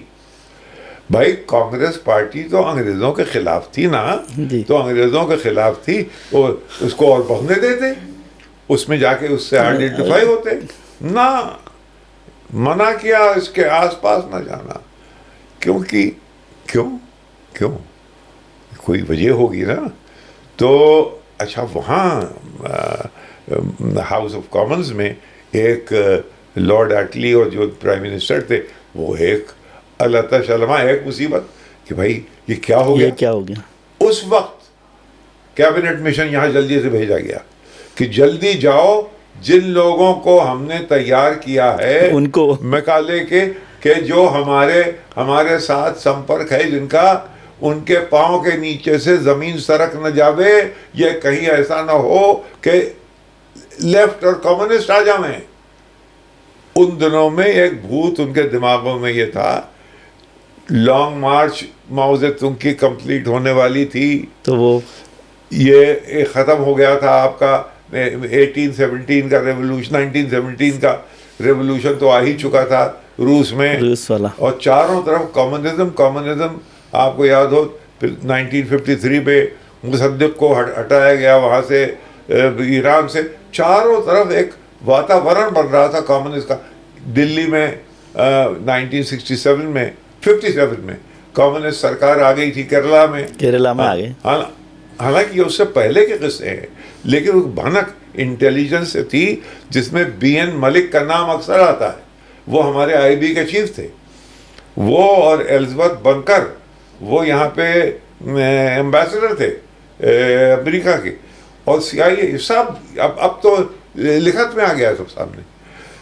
भाई आप जाके उनके साथ खड़े हो जाइए, सब ना ना ना जाना मत। तो कांग्रेस पार्टी ने उस नेवल म्यूटनी से, जो कि अंग्रेज़ों के खिलाफ भड़क गई थी आग की तरह, उससे अपने आप से खींच लिया। कि नेहरू और कांग्रेस ने ये जो काम था वो हिंदुओं के लिए किया और मुसलमानों को बेवकूफ़ बनाया। बहुत कड़वी बात है, क्या ये सच है? और जो मौलाना आज़ाद का भी आपने जिक्र किया अपनी एक और किताब में, नेहरू को लेकर, क्या मायने है इसका? मतलब अच्छी बातें तो बहुत सारी होती हैं, देखिए ये तीनों चीज़ें एक साथ जुड़ी। जून 1947 में जो कांग्रेस वर्किंग कमेटी की मीटिंग हुई, तारीख अगर गलत हो तो माफ़ करना, चेक कर लेना, जो कांग्रेस वर्किंग कमेटी की क्रिटिकल मीटिंग हुई जहाँ पे कि पार्टीशन प्लान अडॉप्ट कर लिया गया जी, उसमें 2 मुसलमान थे। एक मौलाना आज़ाद, जो कि सिर्फ पूरा डिब्बा सिगरेट का पी गए और कुछ ना बोले, और दूसरे खान अब्दुल गफ्फार खान, जो कि रोया कि you have thrown me to the wolves, तुमने हमें भेड़ियों पे छोड़ दिया। ये रोज तो 2 मुसलमानों का तो ये रवैया था। बादशाह खान ने कहा कि तुमने हमें भेड़ियों पे छोड़ दिया। मौलाना आज़ाद, अब एक ये स्कूल ऑफ थॉट है कि मौलाना को रिज़ाइन कर देना चाहिए था, क्योंकि मौलाना आज़ाद ने ये एक फिग लीफ दे दी सेकुलरिज्म की। देखिए मौलाना साथ थे, तो वो मौलाना पंडित जी को बहुत ही चाहते थे, पंडित जी ने उनका बहुत एहतराम किया। एजुकेशन मिनिस्टर होते हुए भी पंडित प्राइम मिनिस्टर हमेशा एजुकेशन मिनिस्टर को हफ्ते में 1 दफ़ा मिलने जाता था। उनके शाम के वक्त के कुछ ऐसे प्रोग्राम थे मौलाना आज़ाद के कि वो किसी ने देखे नहीं, वो क्या थे वो आज तक मिस्ट्री हैं, लेकिन थे। और तो मौलाना आज़ाद अगर रिज़ाइन कर देते, वो तो चिल्ला के चला गया, रो के, खान अब्दुल गफ्फार खान। तो ये बात है कि हम लोग ये समझ रहे थे, हमारे बुजुर्ग समझ रहे थे कि पार्टीशन नहीं होगा। पंडित जी पे भरोसा था, पंडित जी होने नहीं देंगे। 1964 तक ये याद रखिए, हिंदुस्तान के मुसलमानों का अनडिस्प्यूटेड लीडर जवाहरलाल नेहरू था। इतना यकीन था उनके ऊपर, उस भरोसे को धीरे धीरे धीरे धीरे वो घटा है। और अपॉन रिफ्लेक्शन ये लगता है कि वो बहुत मजबूर थे, वो चाहते थे बहुत कुछ, कर ना पाए, क्योंकि बैकरूम बॉयज जो पार्टी को मैनेज करते थे वो उनमें और इनमें बहुत बड़ा तादाद था। मसलन सेकुलर थे, हैंड पिक थे इनके minister without portfolio Lal Bahadur Shastri. जब आपका देहांत हुआ पंडित जी का, तो वो फौरन उनको बना दिया गया, प्राइम मिनिस्टर बना दिया, क्योंकि उनके हैंड पिक थे। 65 की वॉर हुई, सबसे पहला काम शास्त्री जी ने यह किया कि राष्ट्रीय स्वयंसेवक संघ के वॉलंटियर्स को तमाम चौराहे पे सिविल सर्विसेज के लिए सिविल डिफेंस का काम उन्होंने दे दिया। अब ये पंडित जी जानते थे या नहीं जानते थे? अगर नहीं जानते थे तो इतना मूर्ख आदमी कैसे प्राइम मिनिस्टर हो सकता है? और अगर जानते थे तो फिर वो दो खेल खेल रहे थे, both ends of the street. ये चीज़ें पंडित जी के बारे में कही जाएंगी। सिर्फ यह है कि क्योंकि शेरवानी पहनते थे और गुलाब का फूल लगाते थे और लहजा गुस्से में उर्दू बोलने लगते थे, शुरू करते थे हिंदी से, तो इससे मुसलमान समझता था कि भाई ये हमारे हैं, हमारे। कश्मीरी पंडित, क्योंकि लखनऊ में कश्मीरी पंडितों का एक बड़ा तबका था जो कि उर्दू वगैरह में मुसलमान इतने आगे नहीं थे जितने वो थे। यानी उर्दू का सबसे पहला प्रोज राइटर पंडित रतन नाथ सरशार, पंडित रतन नाथ सरशार वो था। तो ये उस कश्मीरी पंडितों के दो रुख, एक तो वो जो पामपोश कॉलोनी में रहते हैं जिनका ताल्लुक है कश्मीर वैली से, एक वो जो कि एक 4 जनरेशन पहले अवध वगैरह में आ गए और यहाँ पे आके यहाँ हो गए। ये दो अलग। पीएन हक्सर यहाँ वाले थे, टीएन कॉल वहाँ वाले थे, याद रखिए। नहीं, लेकिन जब आप लाल बहादुर शास्त्री का और आरएसएस का जिक्र कर रहे हैं तो आपने लाल बहादुर शास्त्री और गोलवलकर की मुलाकात का भी जिक्र किया। तो आप नेहरू को ज़्यादा कम्युनल मानते हैं, लाल बहादुर शास्त्री को ज़्यादा कम्युनल मानते हैं? नहीं, कम्युनल देखिए, कम्युनल नहीं, ये लोग बुनियादी तौर से जो एक नेगोशिएशन चल रहे थे मुस्लिम लीग के साथ, उसमें हिंदू थे ये ज़्यादा। पंडित जी तो उनकी विल जो है उसी को उन लोगों ने उसको दबा दी। उनकी विल ये थी कि भाई कोई मजहबी फंक्शन मेरी आखिरी राइट्स में ना किया जाए, बस सिर्फ हमारी राख जो है वो गंगा में डाल दी जाए, और ये वो इस तरह की चीज़ें हैं। लेकिन सारा पूरे वैदिक राइट्स के साथ उनका वो हुआ क्योंकि वो ज़रूरी था। ये एक कांग्रेस पार्टी की बल्कि इसमें मुझे कभी कभी हंसी आती, करन जो कि चीफ मिनिस्टर थे केरला के, वो नायर की वो कास्ट एक स्टेज ऊपर, वो गुरुवायूर टेम्पल में उनका बड़ा असर था और उनको ये बड़ा शौक था कि राजीव गांधी ब्राह्मणाइज हो जाएं। राजीव गांधी को मैं खूब जानता था, तो ये वहाँ जाके अंग प्रदर्शन 2-3 दफ़ा इनका हुआ वहाँ गुरुवायूर में राजीव के साथ। और उसके बाद तो उस अंग प्रदर्शन से राजीव के स्पिरिचुअल गाइडेंस में क्या फ़ायदा मिला इसका तो मुझे अंदाज़ा नहीं है, लेकिन मैं ये जानता हूँ कि जब उनकी एक्सटेंडेड फैमिली लक्षद्वीप पे न्यू ईयर पार्टी करने गई तो उनको ये राजीव गांधी ने करुणाकरन से ये कह दिया कि भैया हमें ज़रा सा वो तुम्हारे यहाँ जो पायसम है, वो भिजवा- गुरुवायूर से अच्छा पायसम कहीं नहीं मिलता, तो वो पायसम पहुंचा एक्सटेंडेड फैमिली के लिए।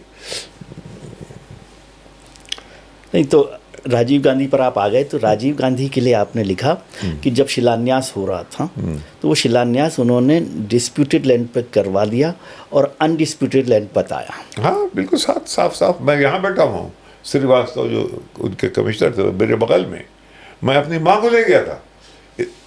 ये अजीब किस्सा है कि इस किस्म के असाइनमेंट में इस उहामड़ घामड़ ज़मीन पे जो कुर्सियाँ रखी थी उस पर मैं, मेरी माँ, मेरी छोटी बेटी। क्यों? इसलिए कि वो लखनऊ में रहती थी, वो ये जानती थी कि ये आया है शिलान्यास के लिए और शाम को चला जाएगा, तो साथ इसके गाड़ी में बैठ लूँगी और देख भी लूँगी। ऐसा बहुत तेज़ थी वो, बहुत ही पॉलिटिकल घराने की थी। उनके भाई जो थे वो कम्युनिस्ट थे और उनके मियाँ जो थे वो कांग्रेस वाले थे, तो उन्होंने दोनों तरफ से सियासत को समझा था। तो ये यहाँ पे हमने देखा कि जो डिस्प्यूटेड लैंड है वहाँ पे शिलान्यास करवाओ और कह दो कि वो डिस्प्यूटेड लैंड नहीं है। ये हमारे सामने ये हुआ। और हम जब अयोध्या से गुजरे तो वहाँ की मस्जिद में, वहाँ पे नासिर हुसैन साहब थे, रो रहे थे। उनको मालूम हो गया था कि जो हमारी पीठ पे जो छुरी भोंकी गई है, कांग्रेस अब उठ नहीं पाएगी। ये तब उन्होंने कहा कांग्रेस अब उठ नहीं पाएगी, ये तब। तो आपने ये भी लिखा कि बाबरी मस्जिद के बाद कांग्रेस नहीं उठ पाई उस घटना के बाद। देखिए 1984 में जब राजीव गांधी, भाई किस्सा सुनाते सुनाते इधर से उधर चला गया, वो किस्सा ये है कि हमारे दोस्त थे वीएन गाडगिल, बहुत दोस्त थे हमारे, वो भी थे और सीताराम केसरी भी थे। ये खूब घर आते थे और वो तो हमारे लिए वो बाजरा लेके आते थे पुणे से। कौन? गाडगिल साहब। हाँ, सर्दियों में अपने बाजरे की रोटी वो अपने ही बाजरे से बनवाते थे। तो वो आ गए और इधर केसरी जी आ गए। वो हमसे बताया, मुझे बिल्कुल यकीन था कि ये जो 1984 का इलेक्शन रिजल्ट है ये सिंपैथी दे। भैया हमारी नाइवत समझ लीजिए, हमारी बेवकूफ़ी समझ लीजिए, हमारा इनएक्सपीरियंस समझ लीजिए, हम ये समझे थे कि ये बिल्कुल सिंपैथी वेव में 3/4 मेजॉरिटी जो राजीव को मिली है। ये लोग मुझे क्या बता रहे हैं? नकवी जी आप गलत समझ रहे हैं। क्यों? कि ये है हिंदू कंसोलिडेशन, यानी जो इंदिरा गांधी ने स्पीच दी थी 83 में, उन्होंने इग्नाइट कर दी थी ये बात कि हिंदू कंसोलिडेशन का आइडिया मुझे कांग्रेस वर्किंग कमेटी के सीनियर लीडर्स, और बल्कि ट्रेजरर, जो कि आज कोई 30 साल तक वो रहा है ट्रेजरर, वो एक धेले का उसके ऊपर केस नहीं चला और उसको हटाया जिस तरह सीताराम केसरी। हाँ, एक पैसे साइकिल पे उसका लड़का साइकिल चलाते मर गया। वो मुझे बता रहा है और गाडगिल जी बता रहे हैं और इस लेवल के और लोग कि भाई सही तुम समझे नहीं हो, ये असल में हिंदू कौन सा। अच्छा, मुझसे गाडगिल पहले भी कहते थे कि Naqvi we have to be very careful. मैंने कहा क्या? कहेगा the Hindu is beginning to accept the proposition that Muslims are being pampered. Muslim appeasement की जो स्लोगन ऑपोजिशन ने उठाया है वो चल निकला है। अब मुझे हैरत थी तब, अब नहीं है। अब तब क्यों थी और अब क्यों नहीं है? इसलिए कि मैं अब मीडिया को समझ गया हूँ कि ये तो मीडिया ने जहाँ ये उछाला, तब भी तब प्रिंट मीडिया था, ये मीडिया नहीं था, उसने जहाँ ये उछाला कि ये अपीजमेंट, तो अंग्रेजी से मुफस्सल अखबार में, मुफस्सल अखबार से देहात के पंचों तक बातें फैल गई। वहाँ हर जगह साहब की ये मुसलमान जो हैं ये पैम्पर किए जा रहे हैं, अपीस किए जा रहे हैं। ये फैक्ट था, ये कम से कम रिकग्निशन था इन लोगों में। इन्होंने डायरेक्ट हमें बताया, हम उन्हें कोट कर रहे हैं कि साहब ये तो अपीजमेंट का मतलब भी तो एक डिवाइड बढ़ाने की बात होती है, जब आप ये कहते हैं कि भाई मुसलमानों को पैम्पर कर रहे हैं। लेकिन भाई मुसलमानों का जो हुआ वो सच्चर कमीशन रिपोर्ट में आपको पता चल नहीं, गया। मतलब जो एक परसेप्शन की बात मैं कर रहा हूँ। हाँ, तो परसेप्शन बढ़ा दिया गया हाँ, यही। और उसका कम से कम कांग्रेस की लीडरशिप ने ये समझा कि ये टैक्टिक है। अब दो पार्टीज में ये कंपटीशन होने लगा कि कौन ज्यादा हिंदू है। तो मैंने लिखना शुरू किया ट्वीडलडम एंड ट्वीडलडी। तो ट्वीडलडम और ट्वीडलडी में तुम कहां जीतोगे भैया। उन्होंने तो रथ यात्रा निकाल दी और तुम यहां देखते रहे, निहारते रह गए उन्होंने। और सारा किस्सा, इसको और पीछे ले जाइए तो ये सारा किस्सा एग्रेवेट किया हुआ है विश्वनाथ प्रताप सिंह का, मंडल की वजह से। अगर वो मंडल ना करते, देखिए कास्ट है, कास्ट रहेगा, कास्ट जाएगा नहीं। धीरे धीरे धीरे ओवर जियोलॉजिकल टाइम, ये कि सही है या गलत है ये इशू ही नहीं है। आप जो भी समझें वो है। लेकिन सर बात क्या है कि आपने जैसे कहा नेहरू से भी जिक्र किया आपने, आज़ादी के वक्त से लेकर आज तक, अभी आपने राजीव जी का भी जिक्र किया, शिलान्यास का भी जिक्र किया। तो हिंदू कंसोलिडेशन तो कांग्रेस ने भी किया, वही तो मैं कह रहा हूँ। हाँ, लेकिन हमने विलन बनाया बीजेपी को। मैं उस पर आपत्ति नहीं कर रहा, लेकिन मैं एक फैक्ट की बात कर रहा हूँ कि अब आज बीजेपी विलन है। और सईद साहब किताब लिखते हैं being others the Muslim in India, और फिर लिखते हैं मुस्लिम वैनिशेस।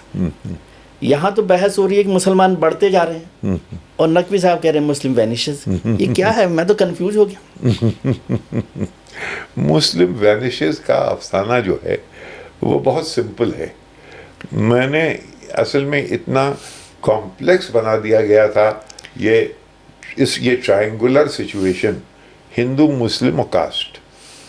तो मैंने कहा इसको सिंप्लीफाई करने का एक फॉर्मूला ये है कि मुसलमानों को इक्वेशन से गायब कर दो। अब हिंदुस्तान में मुसलमान नहीं है, उसमें एक सिचुएशन ऐसी आती है, एक चमत्कार होता है कि एक दिन सब मुसलमान जैसे वो, हाँ, जैसे वो पाइट पाइपर ऑफ हैमेलिन, वो सब बच्चे गायब हो गए, वैसे ही सब मुसलमान गायब हो गए। अब परेशानी क्या हो, अब राजनीति करो, अब क्या करेंगे, अब क्या करेंगे। पूरा वो नाटक जो है वो इस बात को एक्सपोज करता है। मुझे हैरत है कि उस जमाने में इसने ये जो पब्लिशर्स हैं उन्होंने पब्लिश कर दिया। मैं समझा था कि ये तो नहीं चलेगा, ये ऐसी खतरनाक किताब को, लेकिन मैं तारीफ करूँगा एलिज़ाबेथ कुरावेला की कि वो थी उसमें अपने पब्लिकेशन के लिए, पब्लिकेशन के लिए। लेकिन सर इसको मैं थोड़ा सा क्या बोलूँ, मैं कुछ नहीं समझ आया। जब आपने उसको लिखा, मैंने पढ़ा उसको, नाटक के तौर पे लिखा, तो मुझे लगा नकवी साहब को तो मैं बड़ा हिम्मत वाला आदमी मानता था। वो तो सीधे भी लिख सकते थे, सीधे भी लिख सकते थे, हाँ, सीधे भी लिख सकते थे, सीधे भी लिख सकते थे, लेकिन प्ले की जरूरत क्यों पड़ी? क्या हिम्मत नहीं हुई? सेंटेंस, ये तो एक सेंटेंस पे हो गया ना, लोगों की समझ में नहीं आता। जब ये कि ये हुआ क्या, तब उसको अगर आप पूरा देखें तब समझ में आता है कि भाई किस्सा दरअसल ये है। लेकिन अब क्या आप देख रहे हैं, क्योंकि अब फिर से हम वहीं पर हिंदू कंसोलिडेशन के बाद मुस्लिम का कंसोलिडेशन और ये सब चल रहा है, जमीयत का जो जिस तरह सिविलाइजेशन, अगर हम 5000 साल पुराने हैं तो आज़ादी को 70 साल हुए और पार्टीशन को 70 साल हुए। अब 1200 साल को भूल रहे हैं, हाँ? 1200 साल को भूल रहे हैं। अभी तो बहुत सारे लोग 1200 साल याद कर रहे हैं। वो हमारे पहली दफ़ा ये भी एक चीज़ है कि अभी तक ये एक शर्म रखी जाती थी कि हमने और आपने मिल के लड़ाई लड़ी अंग्रेज़ों से, और वो 200 साल फॉरेन ऑक्यूपेशन, फॉरेन रूल की बात होती थी। ये बिल्कुल नया दौर शुरू हुआ 2014 में, जब मोदी जी आए और मोदी जी ने अपनी पहली पार्लियामेंट्री स्पीच में, अच्छा किसी ने नोटिस नहीं किया, मैंने लिखा उस फौरन, मैंने कहा ये तो बिल्कुल नई चीज, अद्भुत, आज तक नहीं किसी ने कहा क्या कि हमको 1200 साल की गुलामी से निकलना है। अरे बाप रे बाप, तो गोया हम तो बिल्कुल उस तरफ हो गए। तो बीइंग द अदर वहां से आया, बीइंग द अदर, वही मैं कह रहा हूँ। लेकिन आज आप कैसे देख रहे हैं मुसलमानों को इस सोसाइटी में? क्योंकि ये अच्छा, ये भी जब कहा जाता है, मैं कई बार सवाल करता हूँ, कहते हैं कि भाई मुसलमानों को निकाल तो नहीं सकते, इसका क्या मायने होता है? देखिए ऐसा है थोड़े से मेरे को उतना जहनियत नहीं है जितनी आप में है। दुनिया में first largest Muslim population Indonesia में है, अब शायद 400-400 मिलियन के करीब। सेकंड या तो पाकिस्तान में है या इंडिया। तो world second largest Muslim population आज की गिनती के हिसाब से 300 मिलियन मान लीजिए। तो ये 300 मिलियन पॉपुलेशन जो है, ये अब आपके न तो आप इसे उगल पा रहे हैं न निगल पा रहे हैं, इसलिए और आप इस चक्कर में हैं कि सत्ता जो है उसका फॉर्मूला ये है कि हिंदू कंसोलिडेशन पे रहे, लेकिन उसमें हिंदुस्तान का बहुत सा हिस्सा इस कैलकुलेशन के बाहर है। ये अब आप आ जाते हैं दूसरी कहानी पे, ये जिसे आप हिंदी बेल्ट कहते हैं, जिसे अंग्रेज काउ बेल्ट कहता था, ये काउ बेल्ट की कहानी जो है ये पूरे देश पे कैसे थोपी जाएगी। अभी तक हिंदी जो इनका सबसे पहला लैंग्वेज है कि भाई पहले तो लैंग्वेज आएगी चारों तरफ जो कि हिंदी होगी। तो आपने देखा 1967 में वहाँ तो पूरा तमिलनाडु में secession, tearing away, we are going to secede. अच्छा, आप अभी तक आप वहाँ साउथ में नहीं कर पाए हैं, कहीं नॉर्थ ईस्ट पे नहीं कर पाए हैं, ये भी है। तो लैंग्वेज ही नहीं चल पा रही। तो यही आपके दिमाग में आपके सामने हिंदुस्तान की तस्वीर ही अनक्लियर है। आपसे बेहतर हमारा दोस्त अबू इब्राहिम जानता था। अबू इब्राहिम का किस्सा सुना दूं आपको जी। अबू इब्राहिम बहुत बड़ा कार्टूनिस्ट है, मेरा बहुत दोस्त, और बहुत लेफ्ट वाम की तरफ पार्लियामेंट का मेंबर भी हो गया था, इंदिरा गांधी ने बना दिया था इन्हें। तो ये जेएनयू का पहला कॉन्वोकेशन हुआ जिसमें कि बलराज साहनी ने कॉन्वोकेशन एड्रेस दिया, और बलराज साहनी साहब ने अपनी तकरीर के बीच में ये कहा कि मेरे दोस्त जॉनी वॉकर मुझसे ये कहते हैं कि अब ये नहीं कहना चाहिए कि आप हिंदी में समाचार सुनिए, बल्कि ये कहना चाहिए कि अब आप समाचार में हिंदी सुनिए। अच्छा, उन दिनों में ये एक जोक था, इस वक्त बिल्कुल फ्लैट है। तो ये मैंने इसके बाद मुझे मिलना था अबू से, मैं अबू से मिला, मैंने कहा कि पूछा कैसा रहा, मैंने कहा कि ये मैं समझा हंसेगा सब। मैंने अबू इब्राहिम को इतना नाराज कभी नहीं देखा। मैंने कहा ये मलयाली सीरियन क्रिश्चियन को ये क्या हो गया? मैंने कहा बताओ, why are you so livid? He said, Saeed, the more difficult it becomes for you, the more intelligible does it become to me. वो कह ये रहा था कि उसके अंदर जब सांस्कृतिक कंटेंट बढ़ता है तो मैं मलयाली हूँ, मैं इब्राहिम पे ना जाओ, मैं बुनियादी तौर से मलयाली हूँ, तो उसका सांस्कृतिक कंटेंट जब बढ़ता है तो मेरी समझ में ज़्यादा आता है। ये बात यहाँ पे अटक गई। जब मैं इंडियन एक्सप्रेस का एडिटर बन के मद्रास गया तो 6 एडिशंस मेरे नीचे थे, जिनकी मैं देखभाल करता था, मेरी सरपरस्ती में थे। वो कौन? बेंगलोर, हैदराबाद, कोचिन, विजयवाड़ा और मदुरई और चेन्नई, जाहिर है चेन्नई। तो मैं सब जगह, यानी पूरे सब, ये लोग समझे थे कि इन्होंने मुझे ख़त्म कर दिया, अब इसको ऐसी जगह भेजो काला जहाँ पानी ये हो गया, मर जाएगा। काला पानी हो गया। अच्छा, था क्या? इंडियन एक्सप्रेस के जो बिल्डिंग थी 4 फ्लोर की, उसमें टॉप पे मेरे कमरा जो दिया गया, वो जो रामनाथ गोयनका की जो मेज थी वो मुझे दी गई। और आज जो डायरेक्टर है विवेक गोयनका जिनका नाम है, उन दिनों में विवेक खैतान थे। ये बड़ी रामनाथ जी के साथ ट्रेजेडी हुई कि उनका बेटे का इंतकाल हो गया, बीडी गोयनका, और उनकी लड़कियां थीं राधाबाई और कृष्णाबाई बड़ी। अब उनके तो लड़कियों को वो कैसे दें, इतना बड़ा अंपायर बना रखा है। तो वो खैतान जो थी, कृष्णाबाई जो थी, उनकी शादी खैतान से हुई थी, उसको गोयनका बनाया गया। फिर गोयनका बनने के बाद वो एक बहुत बड़ा रिचुअल हुआ वो में। खैर, तो वहाँ मैं जब बाहर निकलूं तो मेरा नाम जो है आप जानते हैं, अब पूरा नाम आपको नहीं मालूम है, मेरा नाम है सैयद गुलामुस सैयदैन नकवी। जब मैं उस कमरे से निकलता था जहाँ पे कि रामनाथ जी की ये टेबल, जिसमें एक तरफ मनोज सुंथालिया और एक तरफ ये विवेक खैतान, जो कि अब विवेक गोयनका, ये बैठ के रामनाथ गोयनका से ने इनसे कहा था कि भाई सईद नकवी से बात किया करो, सीखो कुछ।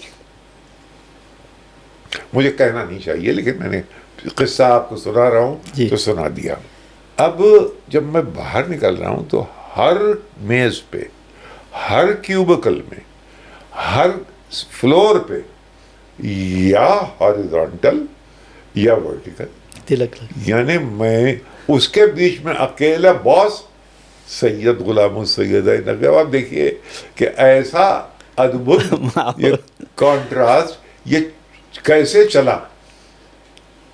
इसके पीछे लखनऊ है, इसलिए चला कि लखनऊ में सबको लेके चलना हमने सीखा और किसी में कोई भेदभाव नहीं था।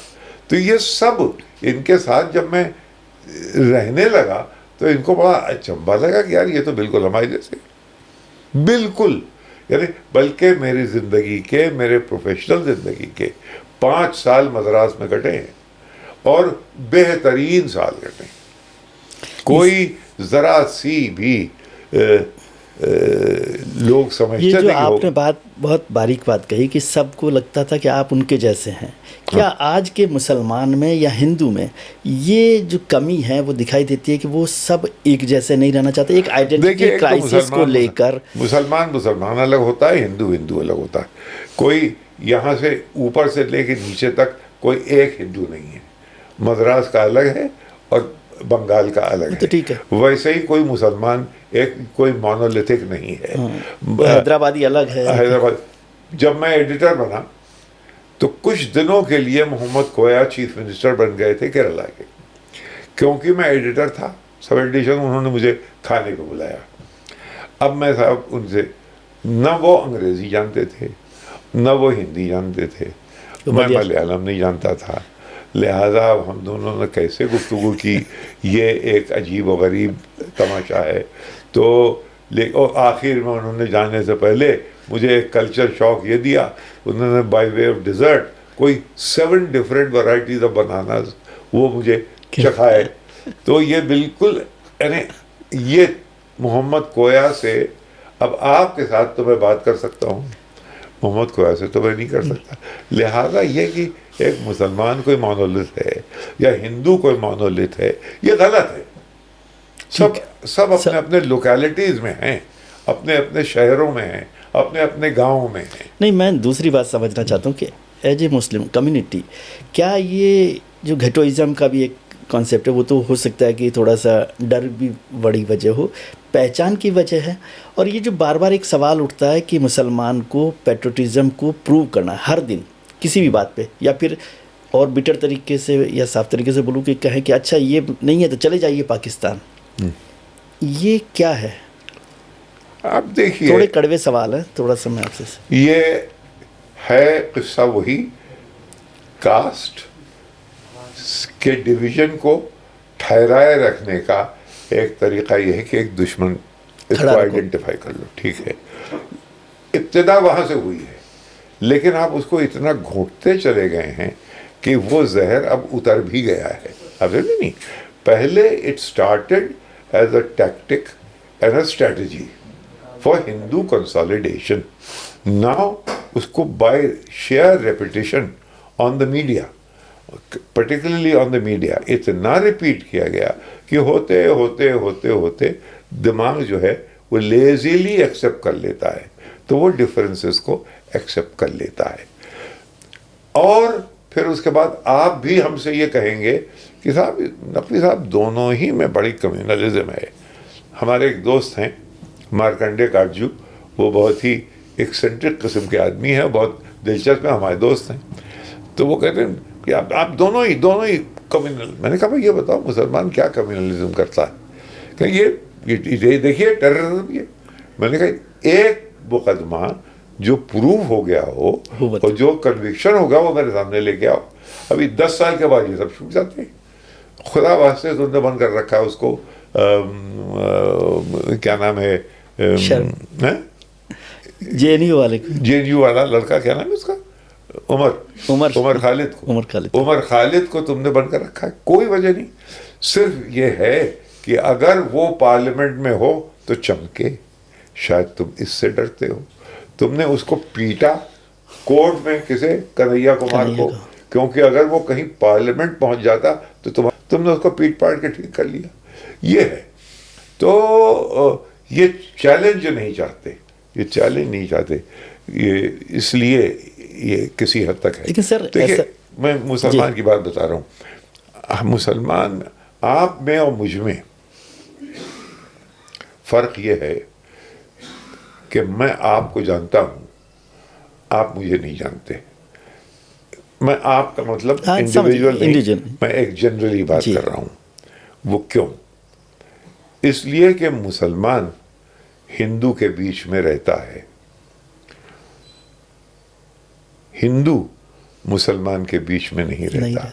मेरा सुबह होती है तो ये शर्मा मुझे लाके गर्म पानी देता है, मैं बाहर निकलता हूं तो अरविंद मेरा ड्राइवर है, मैं और निकलता हूं तो यहाँ 3, 4, 8, 10 जितने लोग हैं, फिर IIC जाता हूं, उसमें 99.9% सब हिंदू हैं। समझे साहब? कोई एक मुसलमान कहीं, क्योंकि अब मैं इतना पुराना हो चुका हूं तो इसलिए जान पहचान का कोई मिल जाता है तो हल हो जाती। तो लिहाजा मालूम ये हुआ कि मुसलमान जो है वो इतने लोगों को जानता है, तो मेरे दिमाग में आपके प्रति वो ओगर्स जो है, भूत, वो नहीं पैदा होता। मैं आपको जानता हूं, मैं आपको पहचानता हूं। लेकिन जब मैं ये अपने उन दोस्तों से कहता हूं कि देखो रमज़ान के महीने में तुम ये जो रैपोर है, इसको मेंटेन करने के लिए तुम ज़रा हमारे साथ जामा मस्जिद चलो, शाम को चल के देखो वहाँ का वातावरण, और वहाँ देखो कि हर जगह यह है कि साहब लड़कियों को छेड़ा जाता, वहाँ चल के देख लो। ज़रा सा कुछ चीक बाय जाउल है मामला, लेकिन कोई भी बदतमीजी नहीं होती और गलाजत बढ़ती जा रही, ये मैं देख रहा हूँ। देखभाल करने वाला कोई नहीं। ये क्या है? आप वहां क्यों नहीं जाते? हमारे दोस्त से मैं पूछता हूँ, इसलिए कि अरे वहाँ इतने बहुत सारे मुसलमान हैं यार। ये तो वो भूत जो दिमाग में मीडिया ने बिठा दिया है। मेरे दिमाग में आपके प्रति भूत इसलिए नहीं बैठता क्योंकि मैं आपको सुबह से लेके शाम तक मैं जानता हूँ। आप बात समझ गए? बिल्कुल, बहुत बेहतरीन बात आपने की। हाँ, जी, ये है। लेकिन सर, जैसे अभी जमीयत के उलेमा हिंद के हैं महमूद मदनी साहब, उन्होंने कहा कि भाई वंदे मातरम गाना एक मुर्दा देखिए, कौम की बात ये है। जो ये जो तंजीमें लोग करते ये हैं या वक्त तंजीमें को जो हैं लेकर, और ये जो दुकानें इनकी हैं, वो भाई वो जाने, हम उनका जो काम है वो अहले सियासत जाने। मेरा पैगाम मोहब्बत है, जहाँ तक पहुँचे। मैं उनको मैं जानता हूँ, उनका भी एक तरीक़ाकार है देखने का, लेकिन वो ऐसा कोई आपको बहुत बड़ा नुकसान पहुँचा देते हैं, ये ऐसा नहीं है। अब आप उनको नहीं, वो कोचें- मुसलमानों का नुकसान तो नहीं पहुंचाते, मुसलमानों का नुकसान पहुंचाते हैं। आप जब कोचते हैं, आप उनको खुद प्रोवोक करते हैं, ये बताओ कि क्या वंदे मातरम गाओगे? कि नहीं गाओगे? अब ये वातावरण में तुम उनसे कहो, या तो कहें नहीं भैया हम नहीं गाएंगे वंदे मातरम, लो भाई वंदे मातरम, तो ये कहें तो आप कहें ये तो बिल्कुल ही कायर निकला, और ना कहें तो आप कहें कम्युनल निकला। कम्युनल है। तो ये तो आप इस गुलेल में आपने उनको फंसा दिया है। अपना उनकी एक तंजीम है, यहीं देवबंद में रहते हैं, देवबंद में ग्रुप, वहाँ जाके मुझे उलझन होती है, समझे, क्योंकि वो अलग हैं, मुझसे मुख्तलिफ हैं, और लेकिन अगर यहाँ बैठे हैं बातें करें तो बात करने में खूब बातें सर, करें। एक बात आपने अक्सर कही कि बाबरी मस्जिद के बाद माहौल बदला हिंदुस्तान में। अब तो बाबरी मस्जिद से बहुत आगे हम लोग निकल गए, सरयू में है ना बहुत पानी बह गया जब राम मंदिर का निर्माण भी हो गया, और अब तो धर्म ध्वजा भी बह। इससे ओवरऑल कोई हिंदू मुसलमान की बिहेवियर में कोई बड़ा फ़र्क पड़ा, मतलब खास तौर से मुसलमानों को लेकर? तकलीफ में है मुसलमान, एक नौकरियां न मिले, अगर 10 लोग हैं उनमें एक मुसलमान है, वो नंबर 2 पे है, उसको नौकरी नहीं मिलेगी, और ये बात है, फैक्ट है ये।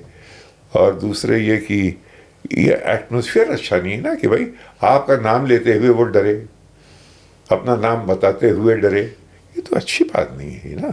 ये तो हम तो उस एटमॉस्फेयर में हम अगर होते तो हमारी ज़िंदगी इतनी अच्छी ना होती जितनी अच्छी कि गुज़र गई इसी देश में। तो मालूम ये हुआ कि वैसे भी हम रह सकते हैं जैसे कि हम थे। और तरक्की भी कर सकते हैं।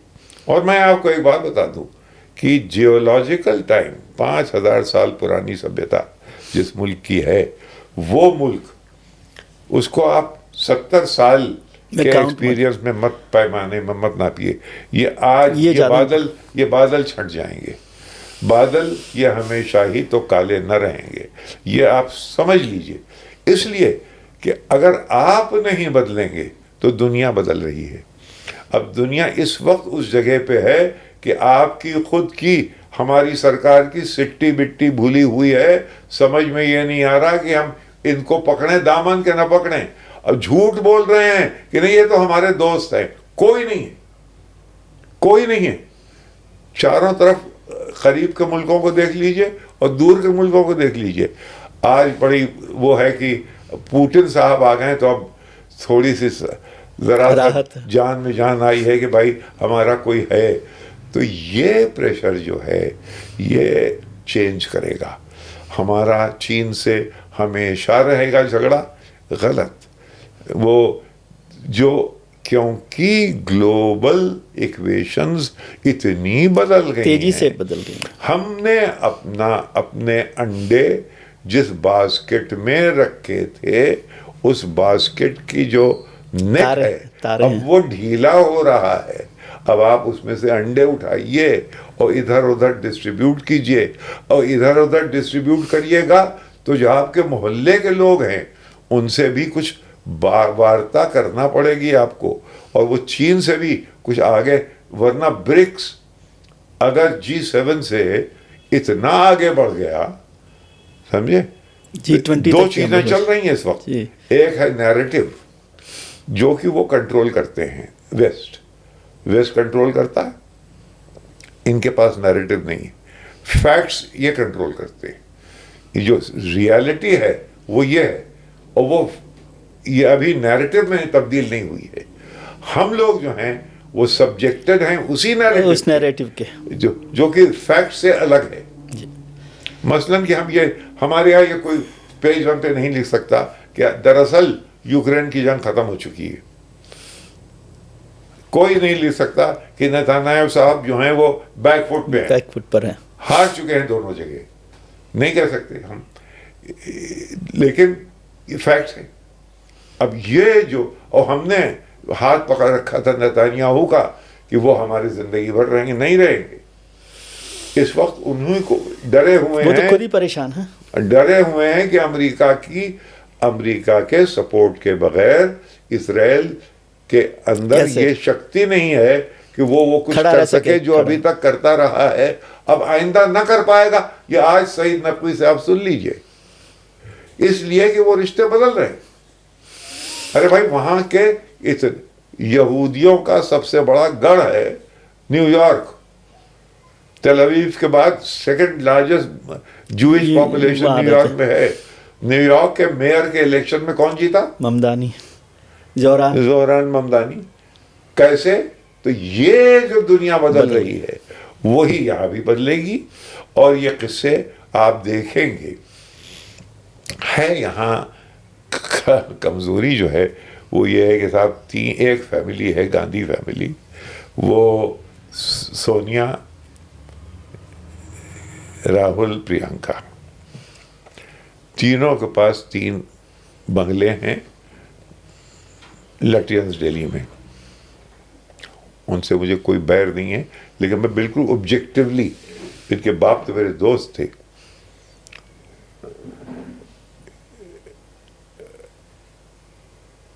लटियंस दिल्ली में 3 बंगले हैं, पार्लियामेंट में 3 सीटें हैं, इनके हाथ में ऑपोजिशन की लीडरशिप का तमगा है।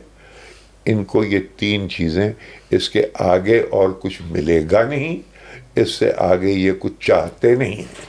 ये और बेवकूफ बना रहे हैं सबको कि साहब, बल्कि ममता ने अब से 10 साल पहले ये कहा था कि Rahul is a BJP USP, समझे? ये अब मीडिया जो है वो सब बड़े बड़े राहुल ने क्या कह दिया, यानी फोकस नेगेटिव भी हो तो सिर्फ राहुल हो। अगर ये झगड़ा पॉलिटिकली रिजॉल्व होगा तो ये स्टेट्स में होगा, उसमें इसी मीडिया को अगर ऑब्जेक्टिवली खेलना पड़ेगा तो फिर स्टेट बाय स्टेट चलना पड़ेगा। ये खेल ऐसे होगा। लेकिन अभी फिलहाल हमारा ये खेल जो इस वक्त पावर में है, ये उनका खेल है कि फोकस राहुल पर है। क्योंकि आप जानते हैं उसमें दम नहीं है, उसमें आंख जब वो कनेक्ट, जो आदमी आंख कनेक्ट ना कर पाए, जिसके अंदर की कोई एक लोच ना हो, उसकी बहन में है, उसमें नहीं है। और वो माँ, अरे भाई तुम देख रही हो तब से लेके अब तक कितने 56 इलेक्शन हार चुके हैं इनकी लीडरशिप पे। हैरत। सर आखिरी सवाल करना चाहता हूँ क्योंकि वक्त की बात है, आपने पावर की बात कर दी आज।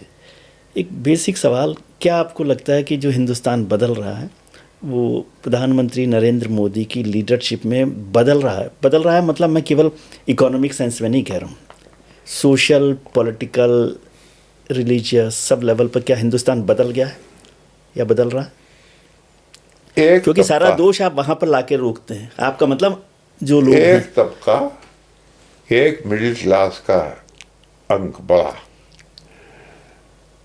आप जहां भी जाइए, जिस रैजल डैजल बिजलियां चमक रही हैं, दुकानें हैं, ये वाला एक तबका जो कि ग्रेटफुल है कि मोदी ने हमको, और उसको फख्र महसूस होता है कि हम जो हैं वो, हम पाकिस्तान को आपने एक अपना आईन बना लिया, अपना एक गोया एक पंचिंग बैग बना रखा है, समझे कि पाकिस्तान ठीक कर दिया पाकिस्तान को।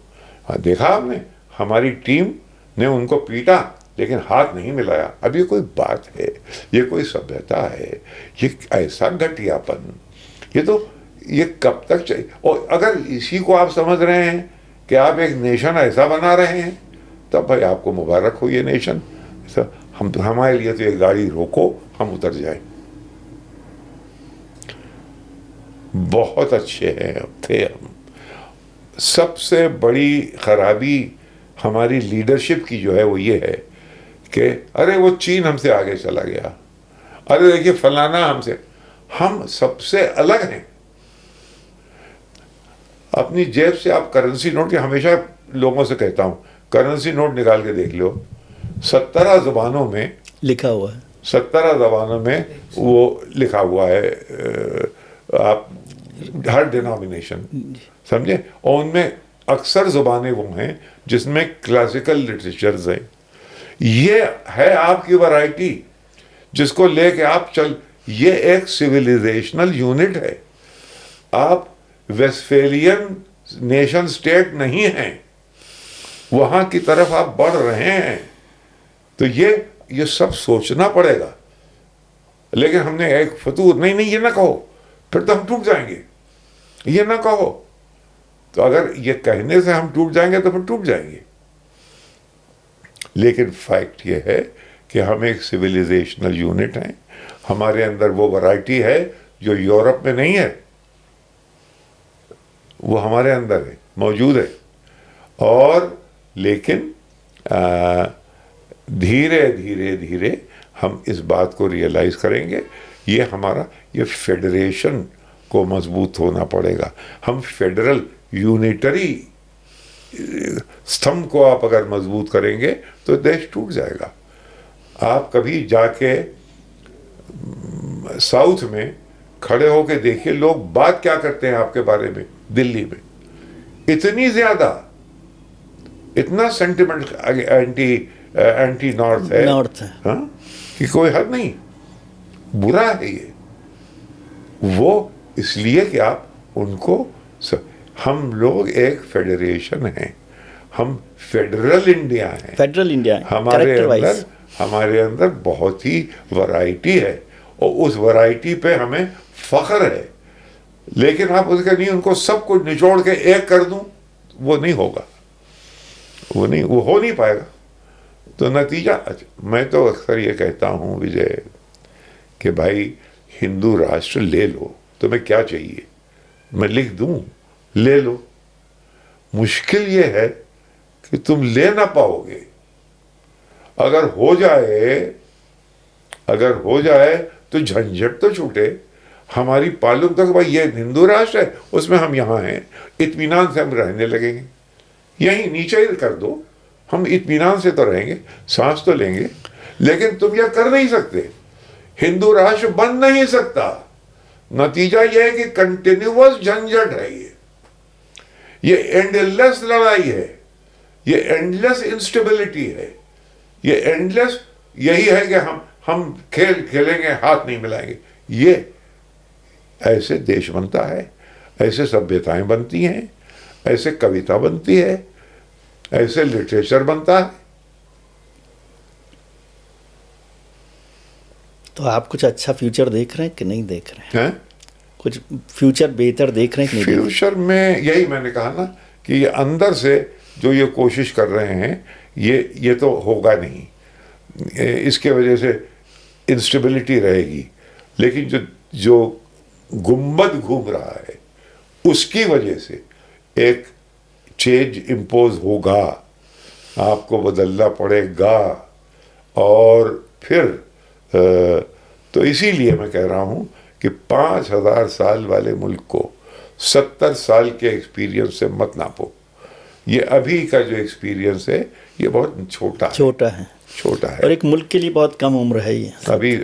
अभी घुटनों चल रहे हैं हम, अभी जब घुटनियों चल रहे हैं, अभी उठते अभी दुनिया में हमारी पोजीशन, अभी हम दुनिया में अपनी पोजीशन ही नहीं समझे क्या थी। दोस्त मैं आपको बताता हूँ, ईरान जाता था किश्वर हिंद, यानी हिंदुस्तान की बात करने से पहले हिंदुस्तान की तारीफें होती थी, ये था। अरे भाई 1000 गलतियां थी जवाहरलाल नेहरू में, लेकिन कम से कम ये तारीफ के काबिल बात तो थी कि पाकिस्तान का शायर जब पंडित जी अपनी non align policy Afro Asian unity को लेके आगे बढ़े तो पाकिस्तान के शायर ने क्या कहा अजमत पंडित जवाहरलाल नेहरू की कसम, यानी अजमत पंडित जवाहरलाल नेहरू की कसम, मर मिटे इस्लाम जिस पे, काफिरी ऐसी तो हो। ये जप रहा है आज माला एक हिंदू की अरब, बरहमन ज़ादे में शाने दिलबरी ऐसी तो हो। अब ये क्यों कह रहा है? इसलिए कि अफ्रो एशियन यूनिटी में नासिर भी थे, टीटो भी थे, उसमें सबसे बड़ी छवि पंडित जी की दिखाई दे रही थी दुनिया में। ये हमारी पहचान थी, और पाकिस्तान का शायर है ये कि जप रहा है आज माला एक हिंदू की अरब, बरहमन ज़ादे में शाने दिलबरी ऐसी तो हो। हिकमते पंडित जवाहरलाल नेहरू की कसम, मर मिटे इस्लाम जिस पर काफिरी ऐसी तो हो। क्या बात। चलिए सर, बहुत शानदार, आपके साथ बात करने का जो एक आनंद है, खुशकिस्मती है, खुशनसीबी है।